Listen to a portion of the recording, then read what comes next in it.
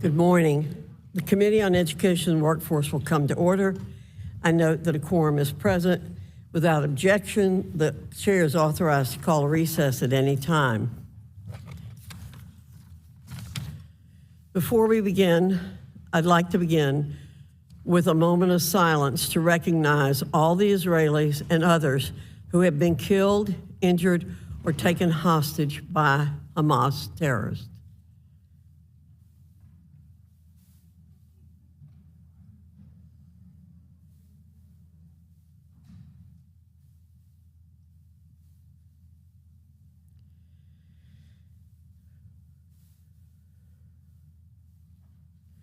Thank you. Today, each of you will have a chance to answer to and atone for the many specific instances of vitriolic, hate-filled anti-Semitism on your respective campuses that have denied students the safe learning environment they're due. As you confront our questions in this hearing, remember you're not speaking to us, but to the students on your campus who have been threatened and assaulted and who look to you to protect them. Several of those students are with us in this room, including Jonathan Frieden, who's the president of Alliance for Israel and a Harvard Law student. Eyal Yacobi, who's a student at UPenn. Talia Khan, who is the president of MIT Israel Alliance and an MIT graduate student. Bella Ingber, who is co-president of NYU's Students Supporting Israel and a junior at New York University. Israel Ingber, who is expected to start at the University of Chicago in the fall after taking a gap year to study in Israel after being sent home right before the atrocities of October 7th. Maya Kufer, who is a freshman at UPenn, and Liam Kriez, who is an American-Israeli sophomore at UPenn. We have a short video that we'll play now that shows what these students are facing.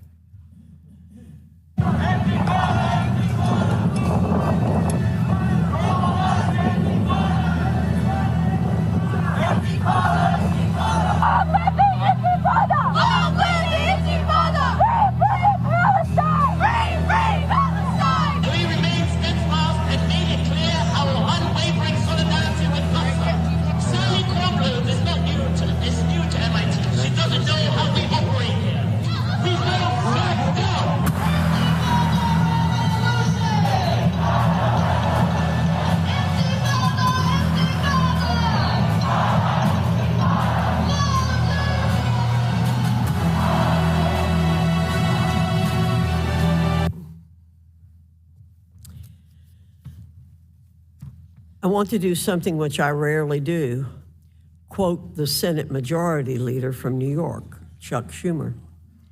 On Wednesday, he took to the Senate floor to deliver an address on anti-Semitism, stating, "Many of the people who express these sentiments in America aren't neo-Nazis or card-carrying Klan members or Islamist extremists.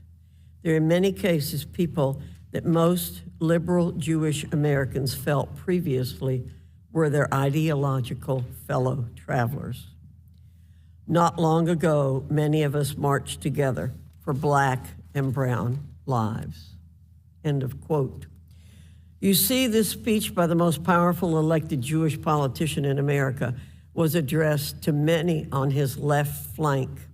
He questioned how these elements of the left, which pride themselves on diversity and inclusion, could be responsible for fomenting such hatred toward liberal Jewish Americans. I quote Majority Leader Schumer to you, Presidents Gay, Magill, and Kornbluth, because I understand that speech to be a sort of reckoning for the Jewish identity with the radical left. Yet for 40 minutes, he fails to use the word university a single time. However, after the events of the past 2 months, it's clear that rabid anti-Semitism and the university are two ideas that cannot be cleaved from one another. A prime example of this ideology at work is at Harvard, where classes are taught such as DP 385, Race and Racism in the Making of the United States as a Global Power. The Harvard Global Health Institute hosts seminars such as, quote, Scientific Racism and Anti-Racism, History and Recent Perspectives. Even the Harvard Divinity School has a page devoted to, quote, social and racial justice. Harvard also, not coincidentally, but causally, was ground zero for anti-Semitism following October 7th and is the single least tolerant school in the nation, according to the Foundation for Individual Rights and Expression's 2024 College Free Speech Rankings. UPenn is right behind them at 247th of 248. MIT is in the middle of the pack. What I'm describing is a grave danger inherent in assenting to the race-based ideology of the radical left. Senator Schumer hasn't put the pieces together, but the picture is far too clear now to American Jews. Institutional anti-Semitism and hate are among the poison fruits of your institution's cultures. The buck for what has happened must stop on the president's desk, along with the responsibility for making never again true on campus. Do you have the courage to truly confront and condemn the ideology driving anti-Semitism? Or will you offer weak, blame-shifting excuses in yet another responsibility-dodging task force? That's ultimately the most important question for you to confront in this hearing. I will close with this. I appreciate your appearances today on behalf of Harvard, UPenn, and MIT, respectively. It proves your universities have, at minimum, a sense of accountability to the American people. But my praise for post-secondary education is very limited these days. Harvard, UPenn, and MIT, you have a very big role to play in shaping the future for all of academia. This moment is an inflection point. It demands leaders of moral clarity with the courage to delineate good from evil and right from wrong. With that, I look forward to each of your testimonies. I yield to the ranking member for an opening statement. Thank you, Dr. Foxx, and thank our witnesses for appearing today. Historically, college campuses have been hubs for students and faculty to foster intellectual thought and expression. Regrettably, following Hamas's October 7th attack on innocent civilians in Israel and the ongoing conflict in Gaza, college campuses have become polarized, and we've been witnessing a disturbing rise in the incidence of anti-Semitism and Islamophobia. To be clear, this discrimination is nothing new on college campuses, indeed, nothing new in society generally. Any student of history knows that it did not start with the October 7th attacks or any one new event, and it didn't start with diversity, equity, and inclusion initiatives. My colleagues would do well to recall this country has a centuries-long history of racism and white supremacy. At the same time, free speech is a constitutional right and the bedrock of our democracy, and colleges and universities are often on the front lines of defending this right. But schools are also responsible for fostering campus environments that promote understanding, respectful dialogue, and above all else, student safety. So today we'll hear from representatives of universities on their efforts to protect students and address discrimination on campus. Of note, this is an opportunity that my Republican colleagues denied us in 2017 when committee Democrats called for a hearing 6 years ago on campus discrimination when white supremacists marched through the University of Virginia grounds shouting, "Jews will not replace us." We couldn't get a hearing back then. And while my colleagues claim to be committed to combating discrimination on campus, they're also contradictorily and simultaneously stoking culture wars that can be divisive and discriminatory. Moreover, House Republicans are proposing significant cuts to the Department of Education's Office of Civil Rights.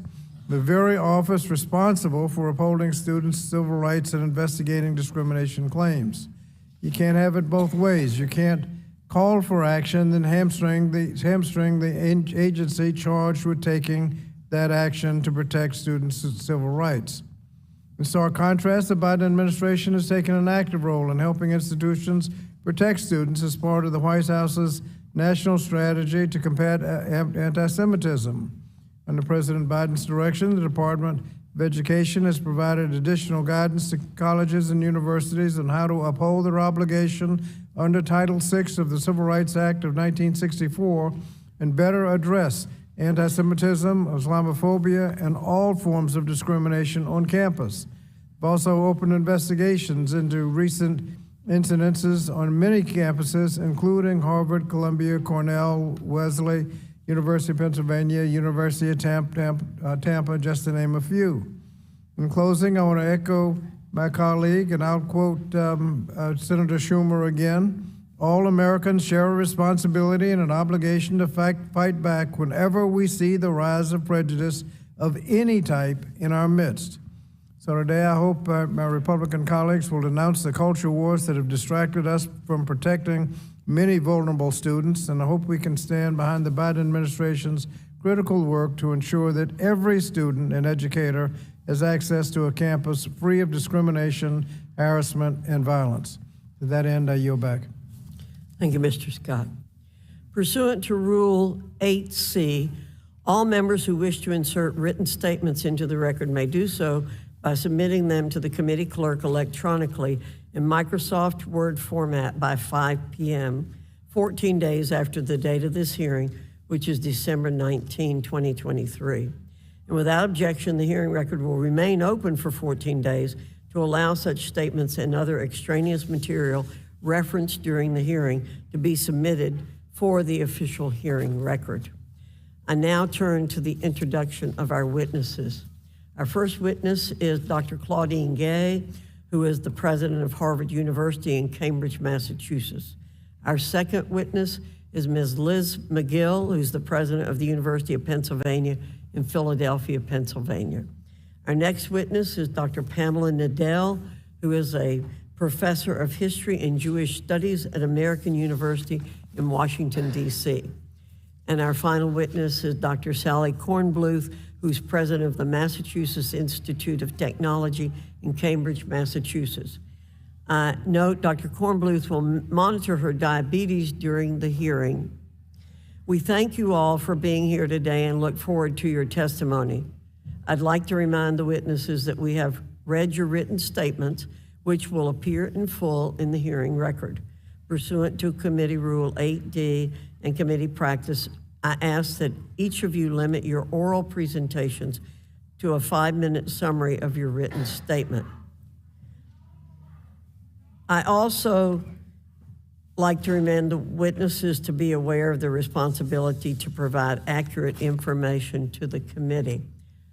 If we have a demonstration that gets unruly, we will ask the campus police to take people out immediately. I now recognize Dr. Gay for 5 minutes.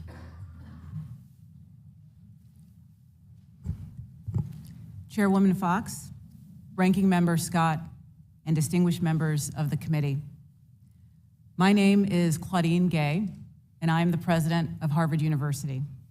It's an honor to be here today, representing a community of more than 25,000 undergraduate and graduate students, more than 19,000 faculty and staff, and more than 400,000 alumni, including multiple members of this committee. Thank you for calling this hearing on the critical topic of anti-Semitism. Our community still mourns those brutally murdered during the Hamas terrorist attack in Israel on October 7th. Words fail in the face of such depravity, the deadliest single day for the Jewish community since the horrors of the Holocaust. In the 2 months since the atrocities of October 7th and the subsequent armed conflict and humanitarian crisis in Gaza, we have seen a dramatic and deeply concerning rise in anti-Semitism around the world, in the United States, and on our campuses, including my own. I know many in our Harvard Jewish community are hurting and experiencing grief, fear, and trauma. I have heard from faculty, students, staff, and alumni of incidents of intimidation and harassment. I have seen reckless and thoughtless rhetoric shared in person and online, on campus and off. I have listened to leaders in our Jewish community who are scared and disillusioned. At the same time, I know members of Harvard's Muslim and Arab communities are also hurting. During these past months, the world, our nation, and our campuses have also seen a rise of incidents of Islamophobia. During these difficult days, I have felt the bonds of our community strain. In response, I have sought to confront hate while preserving free expression. This is difficult work, and I know that I have not always gotten it right. The free exchange of ideas is the foundation upon which Harvard is built, and safety and well-being are the prerequisites for engagement in our community. Without both of these things, our teaching and research mission founder. In the past 2 months, our bedrock commitments have guided our efforts. We have increased security measures, expanded reporting channels, and augmented counseling, mental health, and support services. We have reiterated that speech that incites violence, threatens safety, or violates Harvard's policies against bullying and harassment is unacceptable. We have made it clear that any behaviors that disrupt our teaching and research efforts will not be tolerated. And where these lines have been crossed, we have taken action. We have drawn on our academic expertise to create learning opportunities for our campus community. We have begun examinations of the ways in which anti-Semitism and other forms of hate manifest at Harvard and in American society. We have also repeatedly made clear that we at Harvard reject anti-Semitism and denounce any trace of it on our campus or within our community. Anti-Semitism is a symptom of ignorance, and the cure for ignorance is knowledge. Harvard must model what it means to preserve free expression while combating prejudice and preserving the security of our community. We are undertaking that hard, long-term work with the attention and intensity it requires. Once again, I thank the committee for the opportunity to discuss this important work. I have faith today that through thoughtful, focused, and determined effort, we will once again meet adversity and grow. Thank you. Thank you, Dr. Gay. Ms. Magill, you're recognized for 5 minutes.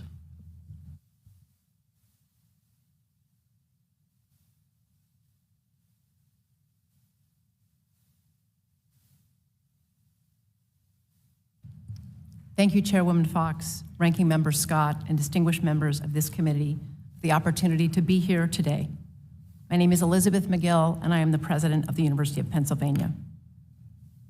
Let me begin by saying that I and the University of Pennsylvania are horrified by and condemn Hamas's abhorrent and brutal terror attack on Israel on October 7th.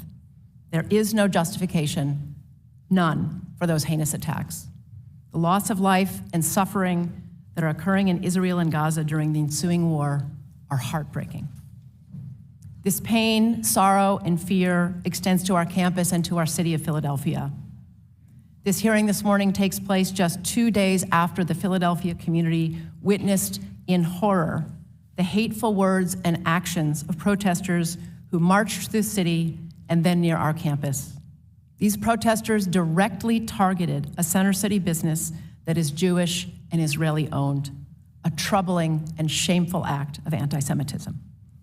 Philadelphia police and Penn Public Safety were present, and thankfully no one was injured, but these events have understandably left many in our community upset and afraid. Anti-Semitism, an old, viral, and pernicious evil, has been steadily rising in our society, and these world events have dramatically accelerated that surge. Few places have proven immune, including Philadelphia and campuses like ours. This is unacceptable. We are combating this hate on our campus with both immediate and comprehensive action. I have condemned anti-Semitism publicly, regularly, and in the strongest possible terms. And today, let me reiterate my and Penn's unyielding commitment to combating it. We immediately investigate any hateful act, cooperating with both law enforcement and the FBI, where we have identified individuals who have committed these acts in violation of either policy or law. We initiate disciplinary proceedings and engage law enforcement. We have acted decisively to ensure safety throughout and near our campus, expanding the presence of public safety officers at our religious life centers and all across campus. On November 1st, just over a month ago, I announced Penn's action plan to combat anti-Semitism. This builds on our anti-hate efforts to date, and it is anchored firmly in the United States national strategy to counter anti-Semitism. The plan centers on 3 key areas and has many elements. Those areas are safety and security, engagement, and education. As part of this plan, I have convened and charged a task force to identify concrete, actionable recommendations, directing them to provide me with their recommendations both in real time and then a final report in a couple of months. To ensure that our Jewish students have a direct channel to share their experiences with me, I've created a student advisory group on the student experience.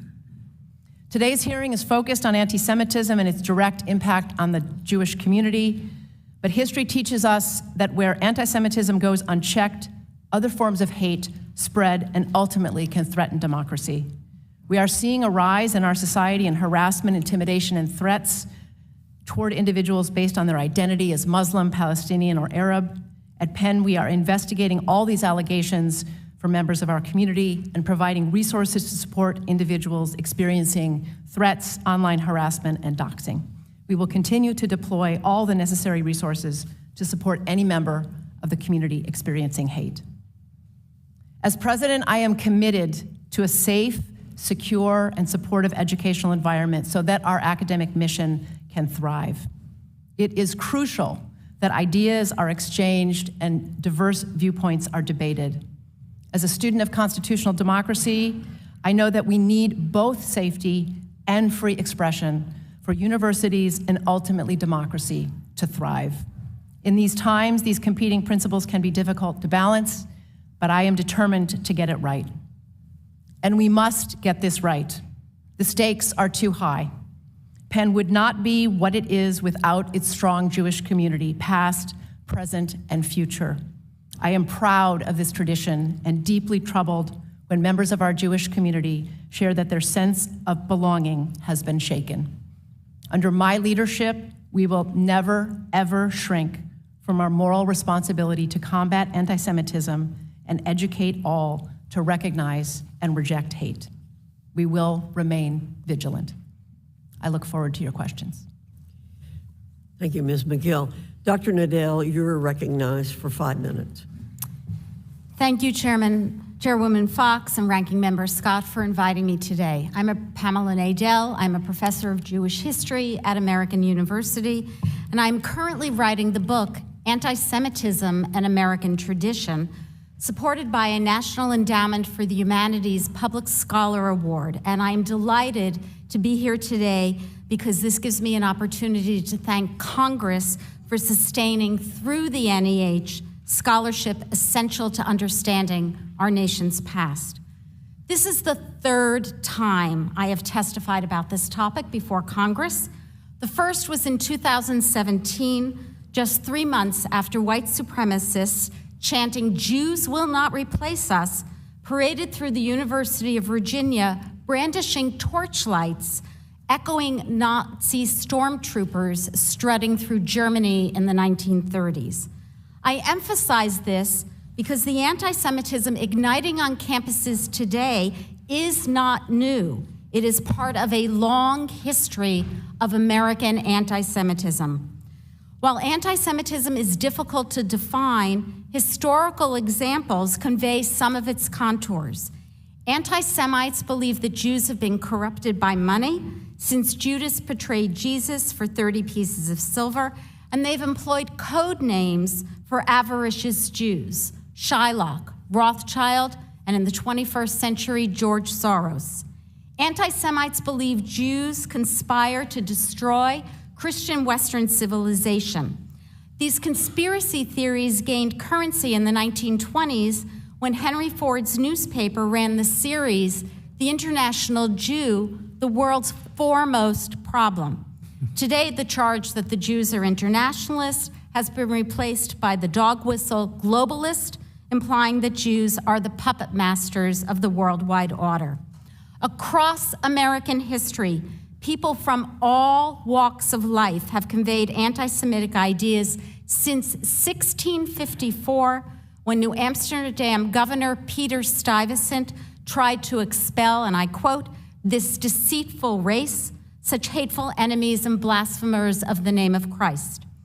Now, more than 350 years later, we have just marked the 5th anniversary of the murders at Pittsburgh's Tree of Life Synagogue.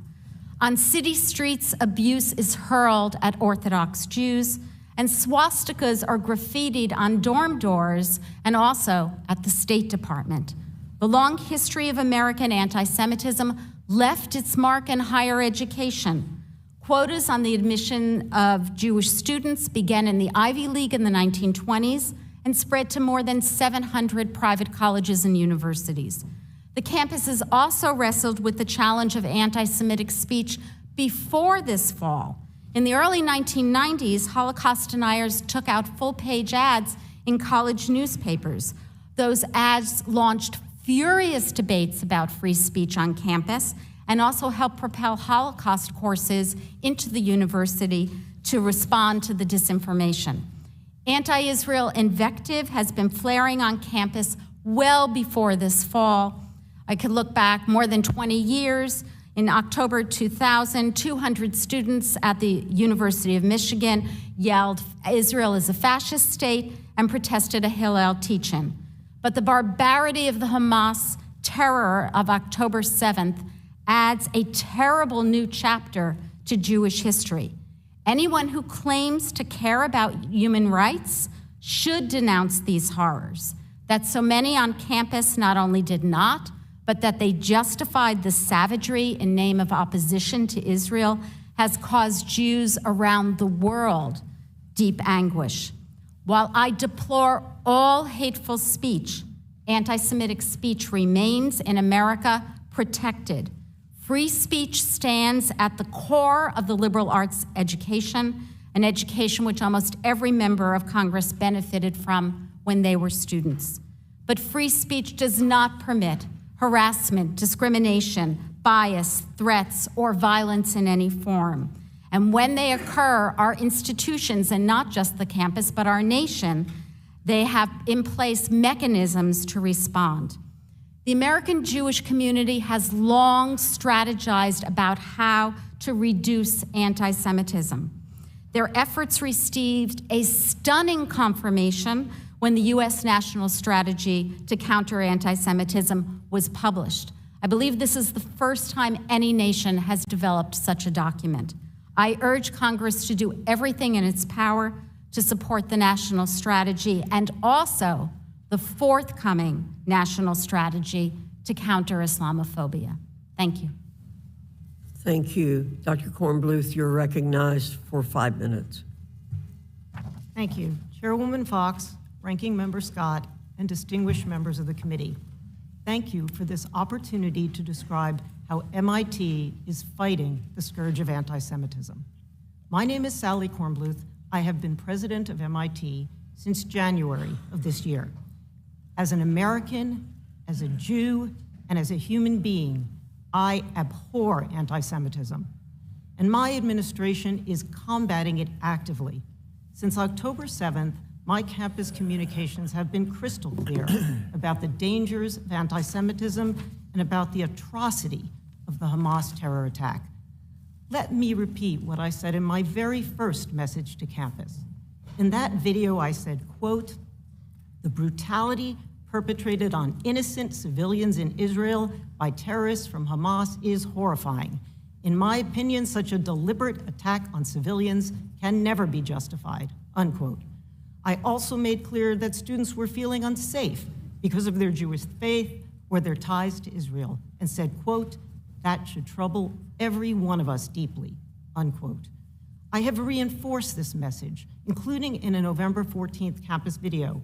As I said then, quote, "Anti-Semitism is real, and it is rising in the world. We cannot let it poison our community," unquote. I have been direct and unequivocal, and such leadership statements are important, but they must be paired with action. And this is just what we are doing at MIT. Months before October 7th, MIT joined the International Hillel Campus Climate Initiative, which helps universities build awareness of and actions against anti-Semitism. We have launched an MIT-wide effort called Standing Together Against Hate. It will emphasize both education and community building, especially in our residence halls. In addition to fighting anti-Semitism, it will address Islamophobia, also on the rise and also underreported. MIT will take on both, not lumped together, but with equal energy and in parallel.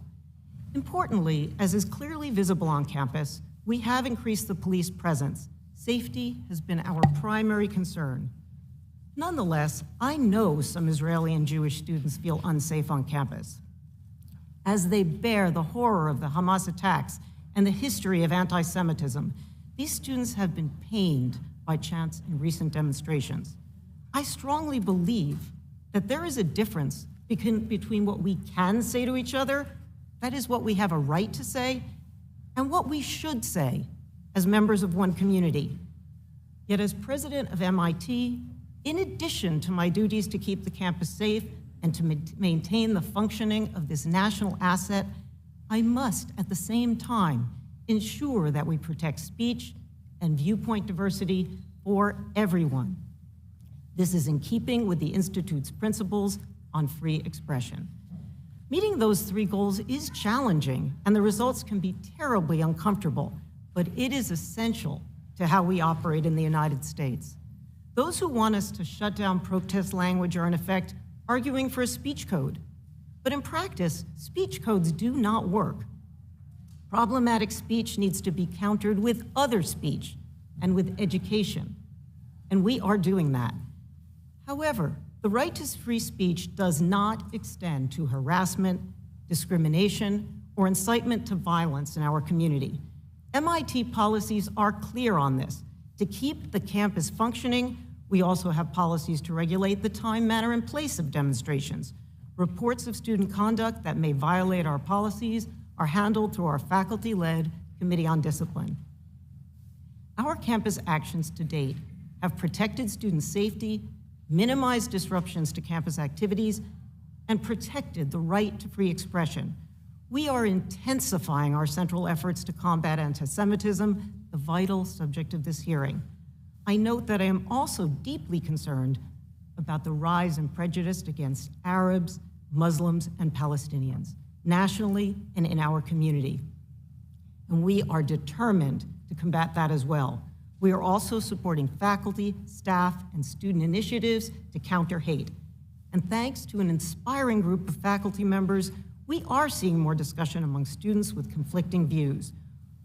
We know there is further work to do, but we are seeing progress, and MIT's vital mission continues. Thank you. I'm happy to answer questions. Thank you, Dr. Kornbluth. I'll begin the questioning of our witnesses. I'm going to ask members.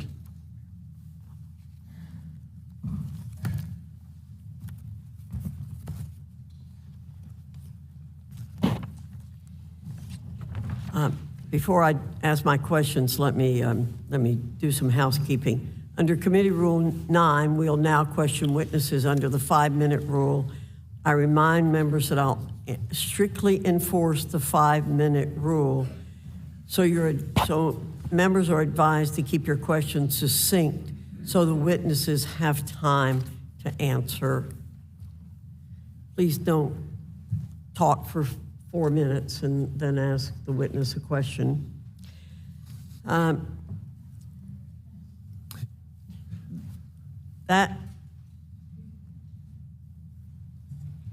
We've heard from many students that they do not feel safe. You've talked about that in your statements.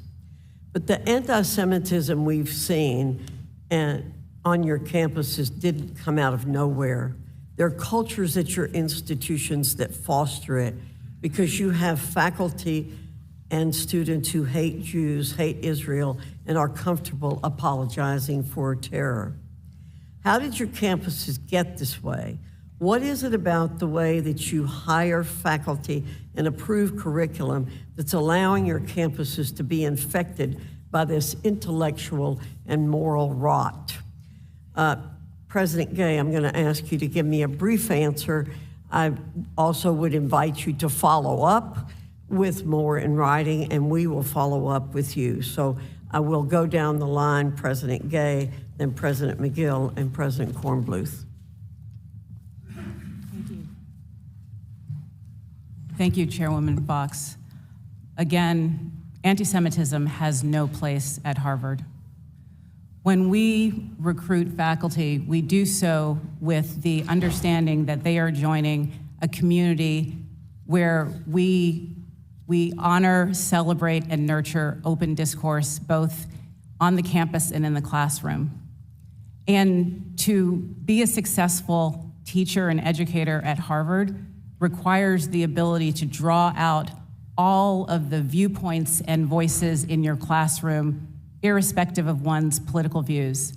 And we devote significant resources to training our faculty in that pedagogical skill and to prioritizing that in our recruiting and hiring. Thank you. Ms. Magill. Thank you for the opportunity to address the question. I'm troubled by what you're reporting about the culture of the institutions that we're leading, very contrary to the values that I hold as a leader of University of Pennsylvania, as well as the institution, where any form of hate is very contrary to our values. I would venture and answer Chairwoman Foxx that anti-Semitism has a role in the broader society, and that's what we're seeing happening in the society and on our campuses. And I'm committed to combating it in immediate term and the long term. Thank you. Dr. Kornbluth. Yes, so MIT is a majority STEM education and research institution, and we are devoted to solving the problems that face society. Our faculty are hired for their brilliance. Now, we allow them to say what they'd like in the classroom in the name of free expression, but we are committed to having them know that that our campus must be a welcoming and inclusive environment. And although they may say what they like in the classroom academically, targeting any individual student, harassing or discriminating is strictly forbidden in our classrooms and on campus. Thank you. We will be following up with asking for specific plans for disciplining student and faculty who assault or harass students or prevent them from accessing undisrupted classes or campus spaces. We'll be asking for your plan for preventing this rot from perpetuating, how you're going to hire and assess instructors, how will you change how you govern students, and what are the practical steps you will plan to take. I want to ask you one more question. It seems, as I've said, and Ms. Magill, I appreciate the fact that you feel concerned about my feeling about the fundamental culture on the campuses that's foundational to this issue, denial of the right of Israel to exist. So I want to ask each one of you, President Gay, do you believe that Israel has a right to exist as a Jewish nation? I agree that the state of Israel has the right to exist. Ms. Magill, same question. I agree, Chairwoman Foxx. The state of Israel has the right to exist. Dr. Kornbluth. Absolutely. Israel has the right to exist. I want to thank our witnesses again for being here and to say we will follow up and to tell you that while we've talked about a larger culture out there, it's the universities who should be examples of what this nation is all about. I yield back and I recognize the distinguished ranking member who is wanting me to recognize Mr. Courtney.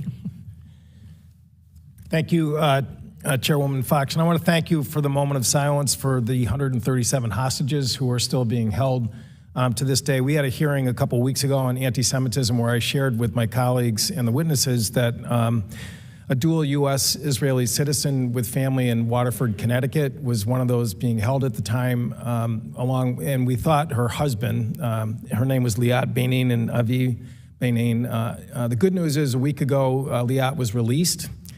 And unfortunately, a day later, the Israeli military shared with the family that human remains, which were found at the kibbutz where the violent attack took place, unfortunately matched up to Aviv.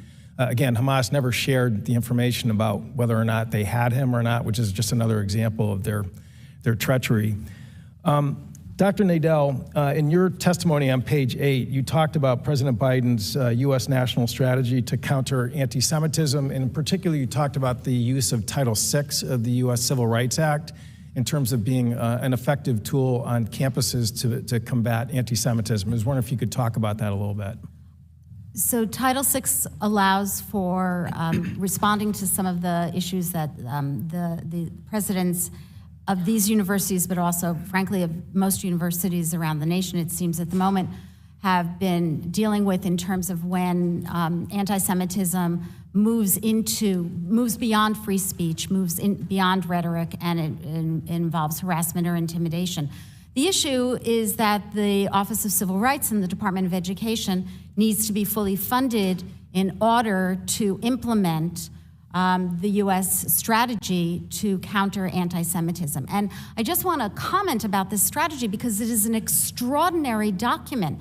It has actions for the White House to carry out, or that division, but it has issues for Congress to carry out, which I have a sense Congress has not been carrying out, and it also has major charges to whole of society to respond to anti-Semitism, some of which we are hearing is already happening on the campuses. The problem is they don't make headlines because they're not a bunch of protesters. Thank you. And again, it's important to note that document was released back in May of 2023, certainly before this committee and the outrageous events of October 7th. And the ranking member mentioned in his opening remarks that at the same time we're holding this hearing, we're also now still trying to get a budget passed for fiscal year 2024. The majority in the House reported out their budget, which, as he mentioned, carried a cut for the Office of Civil Rights. To be more specific, it's a 25% cut, $35 million out of their rather small budget, $72 million lower than what the president had asked for. We had a witness here again 2 weeks ago from who worked for almost 20 plus years at ADL, the Anti-Defamation League. They've been around for 110 years fighting anti-Semitism in this country. And again, she talked about the fact that that type of cut is just going to cripple the ability of the anti-Semitism police, if you want to sort of look at it that way, in terms of trying to stop this type of activity on campuses. And again, I was just wondering if you had sort of what your view is of a cut in terms of the impact of the Office of Civil Rights to do its job. I think the cut is absolutely devastating. And what I would also remind everyone is that the Office of Civil Rights in the Department of Education does not only focus on anti-Semitism, it focuses on all forms of hate. And I would guess, I actually tried to find this information but was unable to do so, but I would guess that the majority of complaints are not coming from Jewish students, although maybe now, given what happened since October 7th, I would guess the majority of the complaints are actually coming from people of color and from others who have faced terrible bias. So it is unthinkable, unconscionable to make that cut. And talk is cheap. I mean, I've been around here a while. Budgets are what really, I think, show the true willingness to act in situations like this. And I'd just like to close by mentioning that in Connecticut, a young transfer student, international student from the West Bank, Tahsin Ali Hamad, a sophomore at Trinity College, who's a math major who was up visiting friends in Burlington, Vermont. They were walking from going bowling, and this coward came out of his house with a firearm and at point-blank range shot all three students who were they were going to a relative's house at the time. And it shows, again, that the civil rights effort of the Department of Justice, which also is being subjected to a potential cut, needs to get full funding in the Office of Civil Rights. And with that, I would yield back. Thank you, Mr. Courtney. I now recognize Congressman Wilson from South Carolina for 5 minutes. Thank you. Thank you, Chairwoman Virginia Foxx. And Chairwoman Virginia Foxx, I believe, appropriately began this hearing about how serious this is, that the Iran puppets of Hamas have victimized the world, including here in the United States.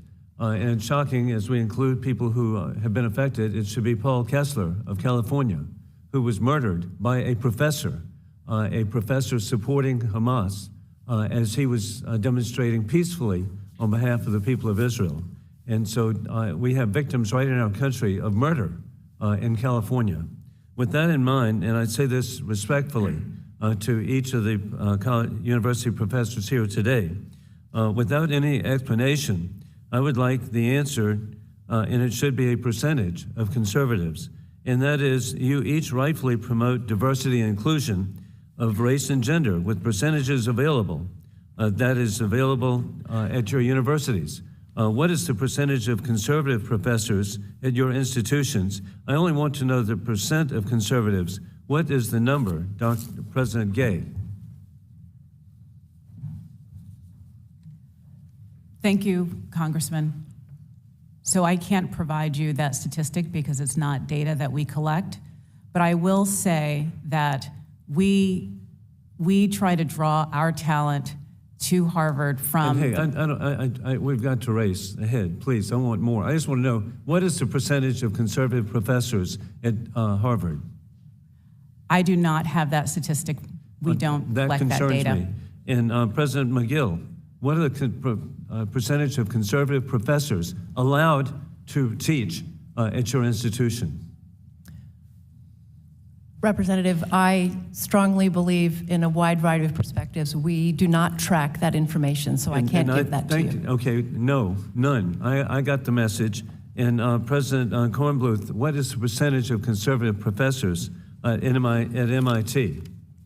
We do not document people's political views, but conservatives are welcome to teach on our campus. And I think this is so sadly and shamefully revealing that there's no diversity and inclusion of intellectual thought. And the result of that is anti-Semitism. And you can study with government money all you want to, doctor, but it's due to illiberalism that has taken over the country.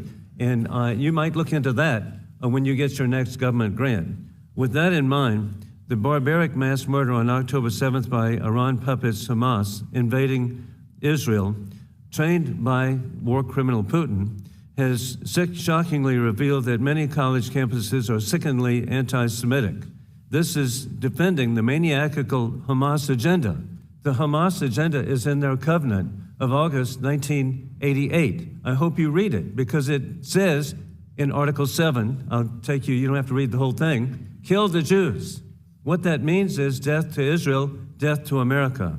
And to have that presented is disgusting. Sadly, college campuses have descended from coveted citadels intellectual freedom to illiberal sewers of intolerance and bigotry. Diversity and inclusion are a George Orwell 1984 implementation, as we see, excluding conservative thought. The solution for closed-minded intolerance on campuses is obvious: to liberate academia from denial of free speech, respecting the First Amendment. There should be diversity and inclusion of more conservative academics overcoming today's blatant discrimination. With that in mind, Dr. Magill, I've received questions from really wonderful students at the University of Pennsylvania who are in a state of shock about the state of the university. and you say the university has introduced a plan to combat anti-Semitism. Yet we hear of more incitement and intimidation of Jewish students at Penn. Do you understand that having policies means nothing if you don't implement them? And how many students or faculty have been removed or disciplined under your policies? What is the average time for action on student conduct or other policies? Conclude, you can get this back to me later. What are you enforcing? At a pro-Hamas Penn protest, President Huda Fakhrudin and faculty member Ahmad al-Mala were seen enthusiastically clapping in support of the speaker as he shouted, "Go back to Moscow, Brooklyn, blanking Berlin, where you came from," end of quote. Has any action been taken to address Professor Fakhrudin and Professor Ahmad al-Mala's support of this insightful and intimidating speech? How are Jewish students in Fakhrudin's classes supposed to receive fair treatment when she endorses hatred?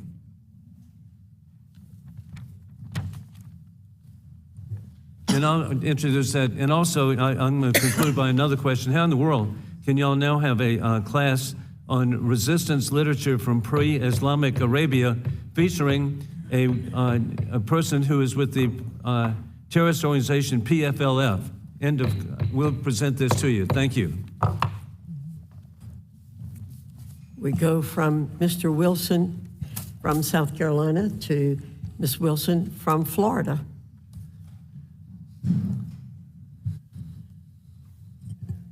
Thank you. Thank you, Chairman Foxx and Ranking Member Scott. And thank you to the witnesses for your testimonies today. As the witnesses have shared, anti-Semitism anywhere is abhorrent and unacceptable and must be condemned. I'm privileged to represent a strong, united Jewish community in South Florida. My next-door neighbor is a rabbi. My Jewish constituents have experienced everything from bomb threats on Jewish centers, schools, to harassment of Jewish community members. I stand with them. We talk often, we commiserate, and we pray.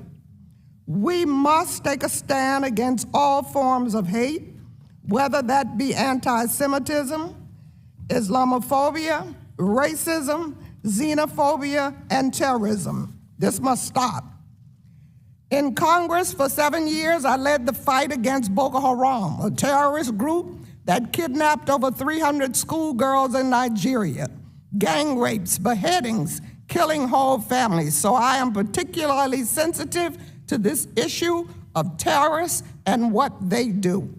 But disagreements about the conflict in the Middle East should never escalate to threats of violence against any community. We are a civilized society. We must draw a line and condemn hate. Please know that in May, the Biden-Harris administration introduced the U.S. National Strategy to Counter Anti-Semitism, a comprehensive approach addressing anti-Semitism in diverse environments, including college campuses. With that, I have a few questions.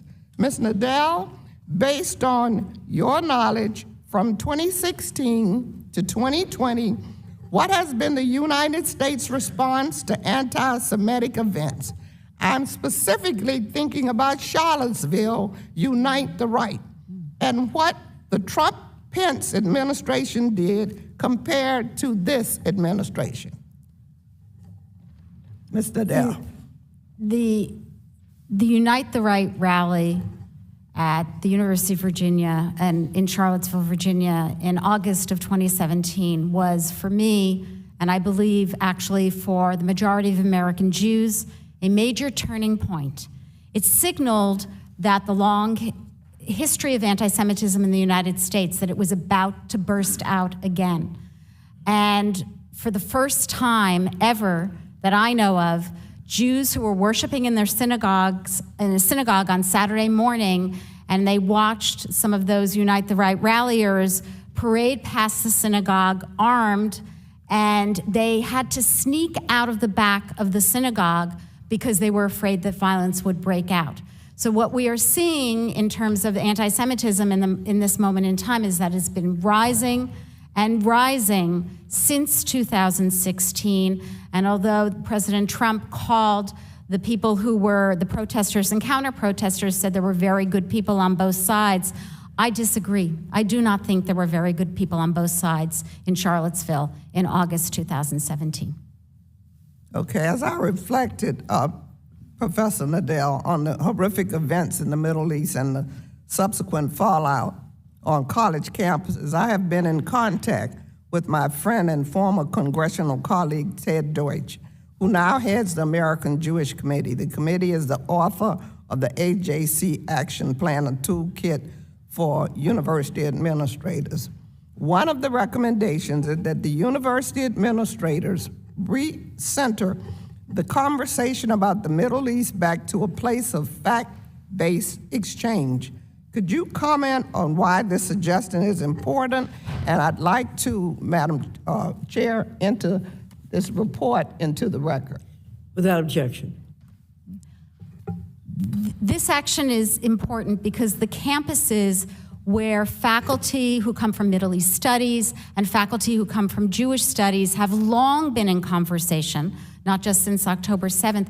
Those are the places where what we do in the university has been manifested in the best way. So I'm thinking, for example, of Dartmouth University, where they held a forum, and they had, in their second forum, 300 people in the room, and they had 5,000 people online. Our universities not only educate our students today, but we can educate the wider public. And so I very much agree. I admire Ted Deutsch, and I admire the American Jewish Committee for what they are trying to do, but this is not a magic bullet. It's not gonna be fixed overnight. But we are in the process of working on it and hopefully tamping down anti-Semitism in America once again. Your time is expired. Thank you, and I yield back. Mr. Thompson, you're recognized for 5 minutes. Thank you, Madam Chair, for calling this important hearing. Thanks today to all of our folks that are testifying. As we've all seen in recent weeks, there's been a sharp rise in anti-Semitic words, actions, and attacks online around the world, and unfortunately, right here at home. Nowhere in the United States have these hateful and divisive ideas been more prevalent or found a safer home than on college campuses. It is up to all of us to call out these actions and protect Jewish faculty, students, staff at these institutions. Unfortunately, many of our university leaders have not met this moment and have allowed anti-Semitism to continue to grow and to rear its ugly head. President Magill, does the University of Pennsylvania have in place any policies to ensure that each student who's enrolled at the university receives information on the history of anti-Semitism, how anti-Semitism presents itself, and action students can take to prevent and report anti-Semitic behavior, and if, why or why not? Thank you for the opportunity to discuss that. We are in the midst of making certain that all anti-bigotry efforts ensure education about anti-Semitism. We committed to that into September, and we're working through that. We have added education. Some parts of our program do, and some parts of our program need to be enhanced. So we're working on that right now, and I assure you that we will make certain that that is included in all of our anti-bigotry efforts, anti-Semitism. That is much appreciated. I wonder if that type of education would have been in place at all of our college campuses before this, whether we would have seen the massive reactions that we have that are just hard to describe and justify in terms of the demonstrations and just the hate. Ed, as part of the recent protests on and around campus, there have been dozens of arrests made by university police, including several related terroristic threats. Does the university plan on requiring students, faculty, or staff arrested as part of these protests to receive further education on anti-Semitic behavior? Congressman, is that a question for me? Yeah, it is. I'm sorry, please. Well, we're very committed to making sure everyone understands history and anti-Semitism for sure. The description of the arrests, I'd need to learn a little bit more about. Well, the requests that have occurred, obviously, related to protests involving faculty or staff, students. The question is, within the consequences, when the university police are the ones that that are intervening, whether there's any thoughts to further education for those individuals regarding anti-Semitic behavior and the impacts of it. It's certainly consistent with my perspective and my values and the institution's values. I wonder if I could follow up with your team about the specifics of these arrests, because I don't know exactly what you're speaking about, but I agree with you that anyone who was arrested for an activity that was anti-Semitic, some act or something else, harassment, intimidation, should certainly receive education in addition to other consequences, in my opinion. Sure, some criminal activity they were arrested for that was obviously driven by anti-Semitic beliefs and expressions. Several faculty members at Penn recently provided support for the boycott, divestment, and sanctions, or the BDS movement. The movement requires boycotting Israeli universities and individuals who are complicit in what they consider Israeli government misconduct. Therefore, it is impossible for a faculty member to support BDS and treat Israeli academics fairly. Can you tell this committee unequivocally that no such discrimination has taken place? I appreciate the opportunity to clarify a very clear position that the University of Pennsylvania has had for many years, which is we strongly oppose boycotting, divesting, and sanctioning Israel. We have many flourishing it's contrary to academic freedom, among other things. It's singling out one state and treating it differently than others. We have many academic collaborations with universities in Israel. They're terrific collaborations. We're very clear on BDS. We are opposed to it, and our practices make that clear. So as a part of that, and I'm a strong supporter of the right to free speech, including on college campuses, does University of Pennsylvania have any policies or procedures in place to ensure that BDS supporters cannot implement their boycott positions in their official capacities, or not given such individuals administrative powers to begin with? Well, it's the position of the institution that we do not engage in boycotting, sanctioning, or divesting, and I would think that would follow for any member of the organization who is acting in their official capacity. But if you have specifics that I could follow up on after this hearing, I would very much like to hear them. We'll do that. Appreciate it. Thank you, Madam Chair. Thank you. Ms. Bonamici, you're recognized for 5 minutes. Thank you, Madam Chair, and thank you to the witnesses. I appreciate the full committee's focus on this issue. I want to reiterate, as I did in the other hearing we had recently, that anti-Semitism, as well as Islamophobia and other forms of bigotry based on race, ethnicity, national origin, or religion, are abhorrent and must not be tolerated. I'm deeply troubled by recent anti-Semitic incidents at colleges and universities across the country, including those whose presidents are here today. And I stand with my colleagues on both sides of the aisle in calling for proactive steps from all of these institutions of higher education to root out discrimination, hatred, and bigotry in all of its forms. I also want to note that the main point of this hearing should be to identify bipartisan solutions to combat anti-Semitism, not an excuse to attack higher education, liberal arts education, or important diversity, equity, and inclusion work that's happening at colleges and universities across the country. There are legitimate concerns about anti-Semitism on college campuses, and that's what we should focus on today. Not doing so is a disservice to the students across the country who are looking to Congress for support for and the public for the institutions.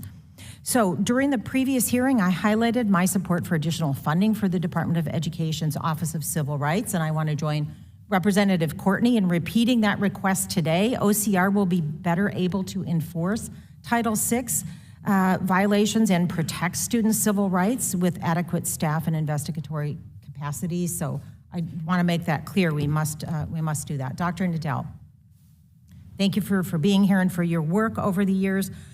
Public colleges and universities, as we know, must uphold constitutional free speech rights. And many private institutions also recognize the value of free speech and robust debate. I think all of our presidents recognize that today, but also with the understanding that schools cannot allow their campuses to become places where anti-Semitic speech makes students unsafe or feel unsafe. I think that's recognized. So, Dr. Nadell, what are some of the best ways that colleges and universities can work to make their campuses welcome, safe, and inclusive spaces for all students in light of incidences of hate speech and discrimination, while also adhering to First Amendment principles? So thank you for the question.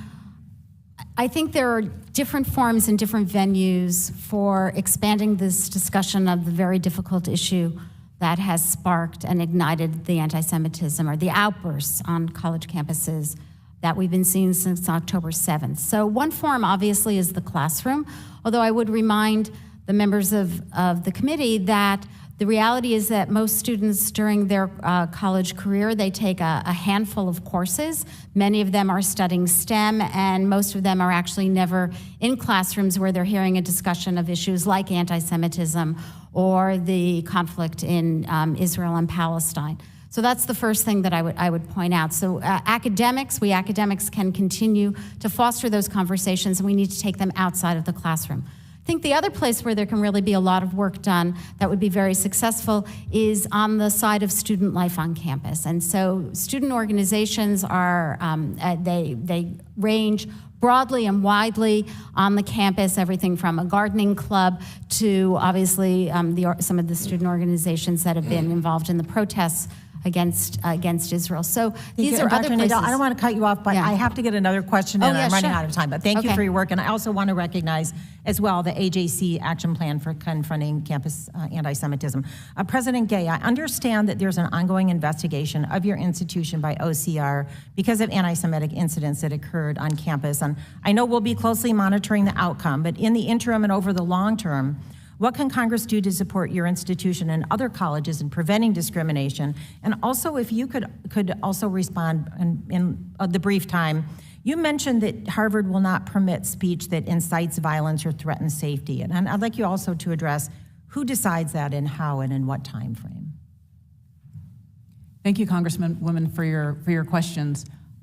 You're correct that there is an ongoing investigation, and obviously I can't comment on an active investigation other than to say we will work with the office to answer all of their questions. And I will say the work of the office is vitally important for ensuring students have access to educational opportunities. So I fully support the work that they do and hope that the office gets the resources that it needs to be effective. With respect to I believe the question was about student conduct. So again, we are deeply committed to free expression, but when speech crosses over into conduct that violates our policies, policies against bullying, harassment, intimidation, we do take action. And we do have faculty-led student disciplinary processes that are quite robust. And even over the last couple of months, as there have been incidents, we've been leaning into those processes, and we do have disciplinary actions underway. Thank you. My time has expired. I yield back. I now recognize Mr. Wahlberg for 5 minutes. Thank you, Madam Chair. And thanks to the panel for being here. These are difficult times and difficult subjects, but they need to be addressed because leadership matters, and you are leaders in academia, at your institutions as well, and leadership matters. President Gay, I was taken by some words in your opening statement where you said, cure for anti-Semitism is knowledge. I would go where angels fear to tread and suggest that it might be better going back to the original motto idea for Harvard, which was Veritas, truth, that the cure for anti-Semitism is not simply knowledge, it's truth. Knowledge puffs up. Knowledge sometimes is based upon falsehoods. I think that's what we're facing right now in the climate on campuses, is that we're missing the fact of truth and allowing, under the guise of free speech, knowledge that isn't true to be exhibited in actions as well. So President Gay, in the weeks since October 7th, and again in your testimony, you have said that Harvard's commitment to free speech extends to views that are objectionable or outrageous. Are you aware that Harvard is ranked dead last on the 2024 Foundation of Individual Rights and Expression scorecard of universities on freedom of speech? Thank you, Congressman, for the question. Respectfully, I disagree with that perspective as represented in the report that you cited. I don't think it's an accurate representation of how Harvard treats speech on campus. We are committed to free expression and to making space for a wide range of views and perspectives on our campus. With all due respect, let me move on a bit. Bedrock. I would expect that you wouldn't agree with that. I understand that. And I would expect at the University of Penn, the same would be true, that you wouldn't agree that you're second to last on that same scorecard. But President Gay, did you know that 70% of Harvard students say that shouting down a speaker is acceptable? That is not okay. I appreciate that. It seems that perhaps Harvard's commitment to free speech is pretty selective. As you are no doubt aware, prominent alumnus Bill Ackman tweeted you a letter on Sunday, and in that letter, and I have that tweet, I guess that's the beauty of social media, you can get those things. In that letter, he highlighted 2 cases of Harvard faculty members who were canceled because of views deemed too controversial for your campus. Tyler J. Vanderweel was deemed guilty for those crimes related to his views on marriage and abortion. And then Carol Hoven, an evolutionary biologist, was forced to resign because she stated that a person's sex is biological and binary. Mr. Ackerman's letter also included quotes from a number of faculty highlighting the culture of fear that pervades Harvard's campus for those with views out of step with campus orthodoxy. And so, President Gay, in what world is a call for violence against Jews protected speech, but a belief that sex is biological and binary isn't? Thank you for your question. So from the moment that our students arrive on campus, whether it is to begin their Harvard journey as an undergraduate or at one of the professional schools, the message to them is clear, that we are an inclusive community, but one deeply committed to free expression. And that means that we have expectations that that right is exercised mindfully and with empathy towards others. We reinforce that during their time at Harvard by helping them build the skills that allow them to engage in constructive dialogue, even on the most complex and divisive issues. Because what we seek is not simply free expression, but the reasoned dialogue that leads to truth and discovery, and that does the work of moving us all forward. We don't always get it right, and our students don't always get it right. And when they transgress, they're held accountable. As well, don't they? Your professors come under that as well, don't they? Absolutely. And so for Professor Vanderweel and Hoven, that didn't work for them. The free expression of views, at the very least, views, whether fact or truth, I guess we'll leave that to understanding, but nonetheless, they were removed from their positions. And I think that sends a message in this case with Jewish students, that they're of less importance. I yield back.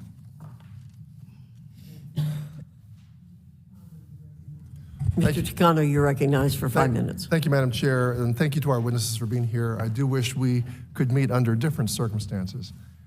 President Gay, many individuals hold that Harvard did not condemn the attack against Israel swiftly enough. And I'd like to give you an opportunity to briefly react. Can you tell us why the university did not react as quickly as other universities might have or others might have hoped Harvard would have? Thank you, Congressman, for the question. And respectfully, the notion that Harvard did not react is not correct. From the moment I learned of the attacks on October 7th, I was focused on action to ensure that our students were supported and safe. On that first day, we were focused on identifying whether we had any students or faculty who were in Israel and needed our assistance, including in getting out. On October 8th, I joined students and other members of the Jewish community at Harvard Hillel for a solidarity dinner to be there in support and also to learn more what their needs were. In the days after, not only did I condemn the attacks, I've continued to condemn the attacks and furthermore have continued to stay in conversation with our Jewish community on campus about their evolving needs so that to ensure that the university is providing them with the support that they need during this very challenging time. Thank you, President Gay. Do you consider yourself a subject matter expert on anti-Semitic behavior? Excuse me, could you repeat that question? Do you consider yourself an expert on anti-Semitic behavior, subject matter expert? No, I don't, but I know this, that anti-Semitism is hate or suspicion of Jews, and that is all I need to know to take action to address it on our campus. Thank you. Real quickly, other than Professor Nadell, do other witnesses consider themselves to be experts on anti-Semitism? Just a simple yes or no. No, I do not. No, I do not, but I learn. Thank you. Well, my point is that this is the second legislative hearing on this topic in a month, and the majority has failed to bring forth any witnesses who can speak on how to address this issue and how to take concrete steps to combat anti-Semitism. President Gay, it is my understanding that you have communicated to the Harvard community some of the specific steps you are implementing to combat anti-Semitism and continue to foster student and community engagement. You've already mentioned a few of the things that you've done since September 8th, but can you highlight some of these steps? Thank you for the question. So I've had repeated communications with the campus community about the steps that we're taking, both immediate steps and longer-term action towards combating anti-Semitism. To begin, we've focused on enhancing the physical safety of the campus and the campus community.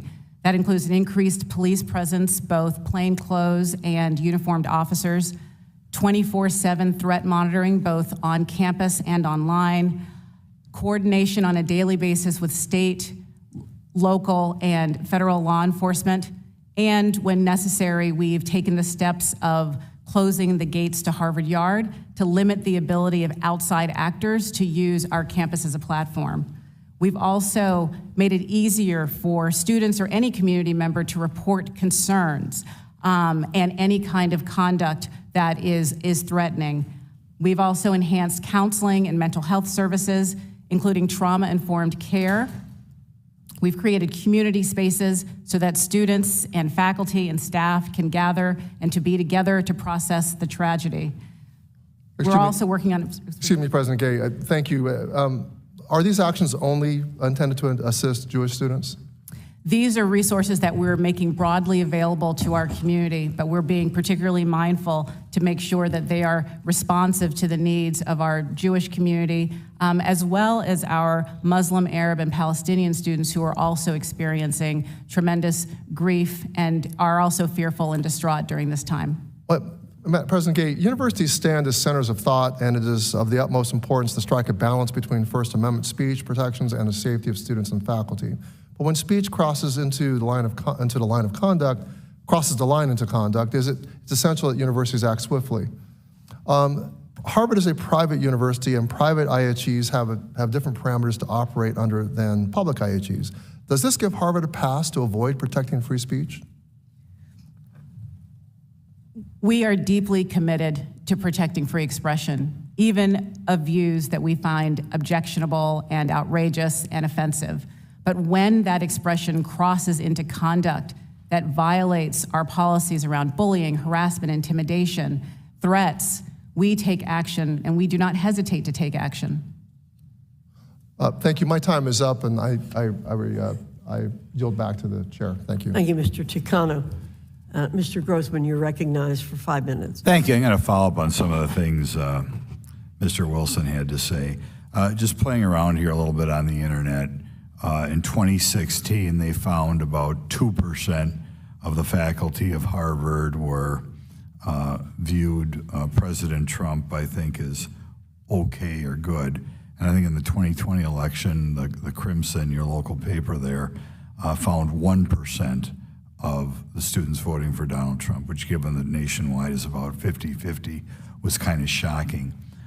Does it concern you at all that you apparently have a great deal, a lack of ideological diversity at Harvard, and do you think that atmosphere is maybe one of the reasons why there seems to be such an outbreak of anti-Semitism at your institution? Is that question for me? That's the question for you, yeah. And I'll ask you, what are you going to do about it? Do you think it's a concern? So we strive to have as diverse a faculty as we can, because we want to make sure that we are sampling from the broadest pool of talent available in the world. That's how we ensure academic excellence. From what I read here, maybe they're making stuff up, but I don't think they're making it up. We said 2% of your faculty viewed Donald Trump as something other poor in 2016, and after 4 years of working for diversity, 1% voted for him. Now, I know all sorts of good people who don't like President Trump, but I'm just saying, when you compare the way people think at your campus compared to America as a whole, if there's one thing you are, it's not diverse, right? Well, do you consider that a problem, or the numbers I gave you? So, Congressman, I can't speak to the specific data that you are referring to. What I can say is that at Harvard, we try to create as much space as possible for a wide range of views and perspectives, because we believe that allows for a thriving academic community. How in the world is that even possible? And that you're trying to do that? Do you really feel that your faculty are ideologically diverse? You came out of a political science background at Stanford? At Stanford as an undergraduate, as an economics major, and then for my PhD, it was a PhD in political science. Political science, that's what I thought. Did you experience what you would say, given America's divided now 50-50, about 50-50, or was it 75-25 or 90-10 regarding to more a constitutional conservative perspective or more of a left-wing perspective? What is your experience both at Harvard and Stanford? So here's what I can say on the topic that you're exploring. And it's, we want the most brilliant, talented faculty to come to Harvard and to build their careers there. They're only giving me 5, you're not going to answer the question. They only give me 5 minutes. Is it common at Harvard to ask faculty to submit a diversity statement? That's a practice that varies across schools at Harvard. So sometimes you do. Well, in some cases, there are schools that ask for that. Okay, could a scientist ever get cut from consideration from a job because they had the wrong view of diversity? What I would say is that we aim to draw to our faculty the broadest pool of talent. But when you hear that, and this is not the way I wanted this to go, but when you hear that 1% of your faculty voted for a presidential candidate who got about 50% of the vote nationwide, does that concern you, or do you feel you're not as diverse as you should be? What I'm focused on is making sure that we're bringing the most academically talented faculty to our campus and that they are effective in the classroom. I'll give you one more question because I want to go to the gal from Penn. Has Harvard ever made a faculty job contingent on a strong diversity statement? We look at everything a faculty member will bring to our campus. Academic brilliance and excitement and ability to teach a campus community and student community. Now I want to go to Ms. Magill. I have a friend whose son goes to the University of Pennsylvania. Right now, he is physically afraid to go to the library at night. Okay, just unbelievable. Could you, I just can't even conceive that's going on in the United States of America, but that's what she tells me. She doesn't make it up. Could you give us your reasons as to why that is true at Pennsylvania, why today a Jewish student is afraid to walk to the library at night? Congressman, let me start by saying I'm devastated to hear that, and the safety and security of our campus and our students in particular is my top concern. I would, if you would be willing, I would like to talk to your constituent and their Penn student. I'm very troubled by what you're reporting. It's our top priority to keep our students safe and secure. I'm going to have to ask you to follow up on that with Mr. Grossman and with the rest of the committee. Ms. Adams, you're recognized for 5 minutes. Thank you very much, Madam Chair, and thank you to the witnesses for coming today and to testify before the committee. But before I get started, I want to just thank you for your service. to students and to the university community. Dr. Nadell, this question is for you. I'm glad, first of all, to see another Buckeye here, Ohio State. But as a former professor at a small college in North Carolina, Bennett College, for over 40 years I taught there, I am deeply disappointed by the rise of anti-Semitism rhetoric that's happening across the country. Anti-Semitism has no place on our college campuses or anywhere. And it's been my mission to combat instances of anti-Semitism and hate and racism alike. There are Jewish students across this country that are afraid to leave their dorms, afraid to step on campus because of the hateful rhetoric that's infiltrated our schools. So this question is to actually all the presidents, but I did want Dr. Nadell to answer first. Students should be able to express their views and opinions without fear of retaliation. How are you balancing the protection of free speech, academic freedom, with the need to also oppose normalizing anti-Semitism attitudes that are radical and dangerous? And if we could just briefly answer that, I want to hear from the presidents on this. Sure. So just briefly, obviously, we need to protect free speech, but we also need to protect the safety of our students on campus. And you use the word normalizing anti-Semitism, and the problem is anti-Semitism has been normalized in the nation, not just on campus. Thank you. Dr. Gay? Thank you. I'd say education is the key here. Making students and frankly the entire campus community more aware of the insidiousness of anti-Semitism so that they're in a position to be able to recognize anti-Semitic tropes when they see them and confront them in the moment. Thank you. I appreciate the question. At Penn, our policies are guided by the U.S. Constitution. So our longstanding open expression guidelines follow the Constitution. I think in addition to education, which I agree with, so that students and faculty and staff can identify and combat anti-Semitic tropes in speech, I think it's important to call out anti-Semitism in a very visible and public way and a specific way in order to make clear how it's contrary to the values of the institution, where we're talking about speech alone. Thank you. So Title VI provisions set the standard for what should be done to address racism, hate crimes, and violence on campuses. Do you think that your DEI departments are equipped with the tools to combat anti-Semitism or hate on your campus? And if not, what changes do you plan to make? This is for all the presidents. I can jump in here. Yes. Yes, so our diversity, equity, and inclusion staff are absolutely charged with making the campus welcoming for all students. And that absolutely includes our Jewish and Israeli students. We absolutely see anti-Semitism as an inclusion issue. We're making sure that our staff who are dedicated to diversity, equity, and inclusion are being trained about anti-Semitism. But you know, it goes well beyond that staff.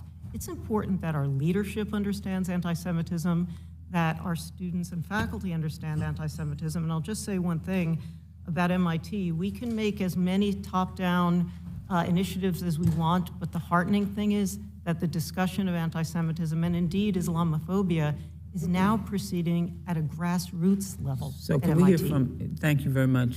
Next president. Our anti-bigotry efforts are also informed by a desire to make certain every person at the university feels welcome and can thrive, and that includes communities of faith and ethnicity.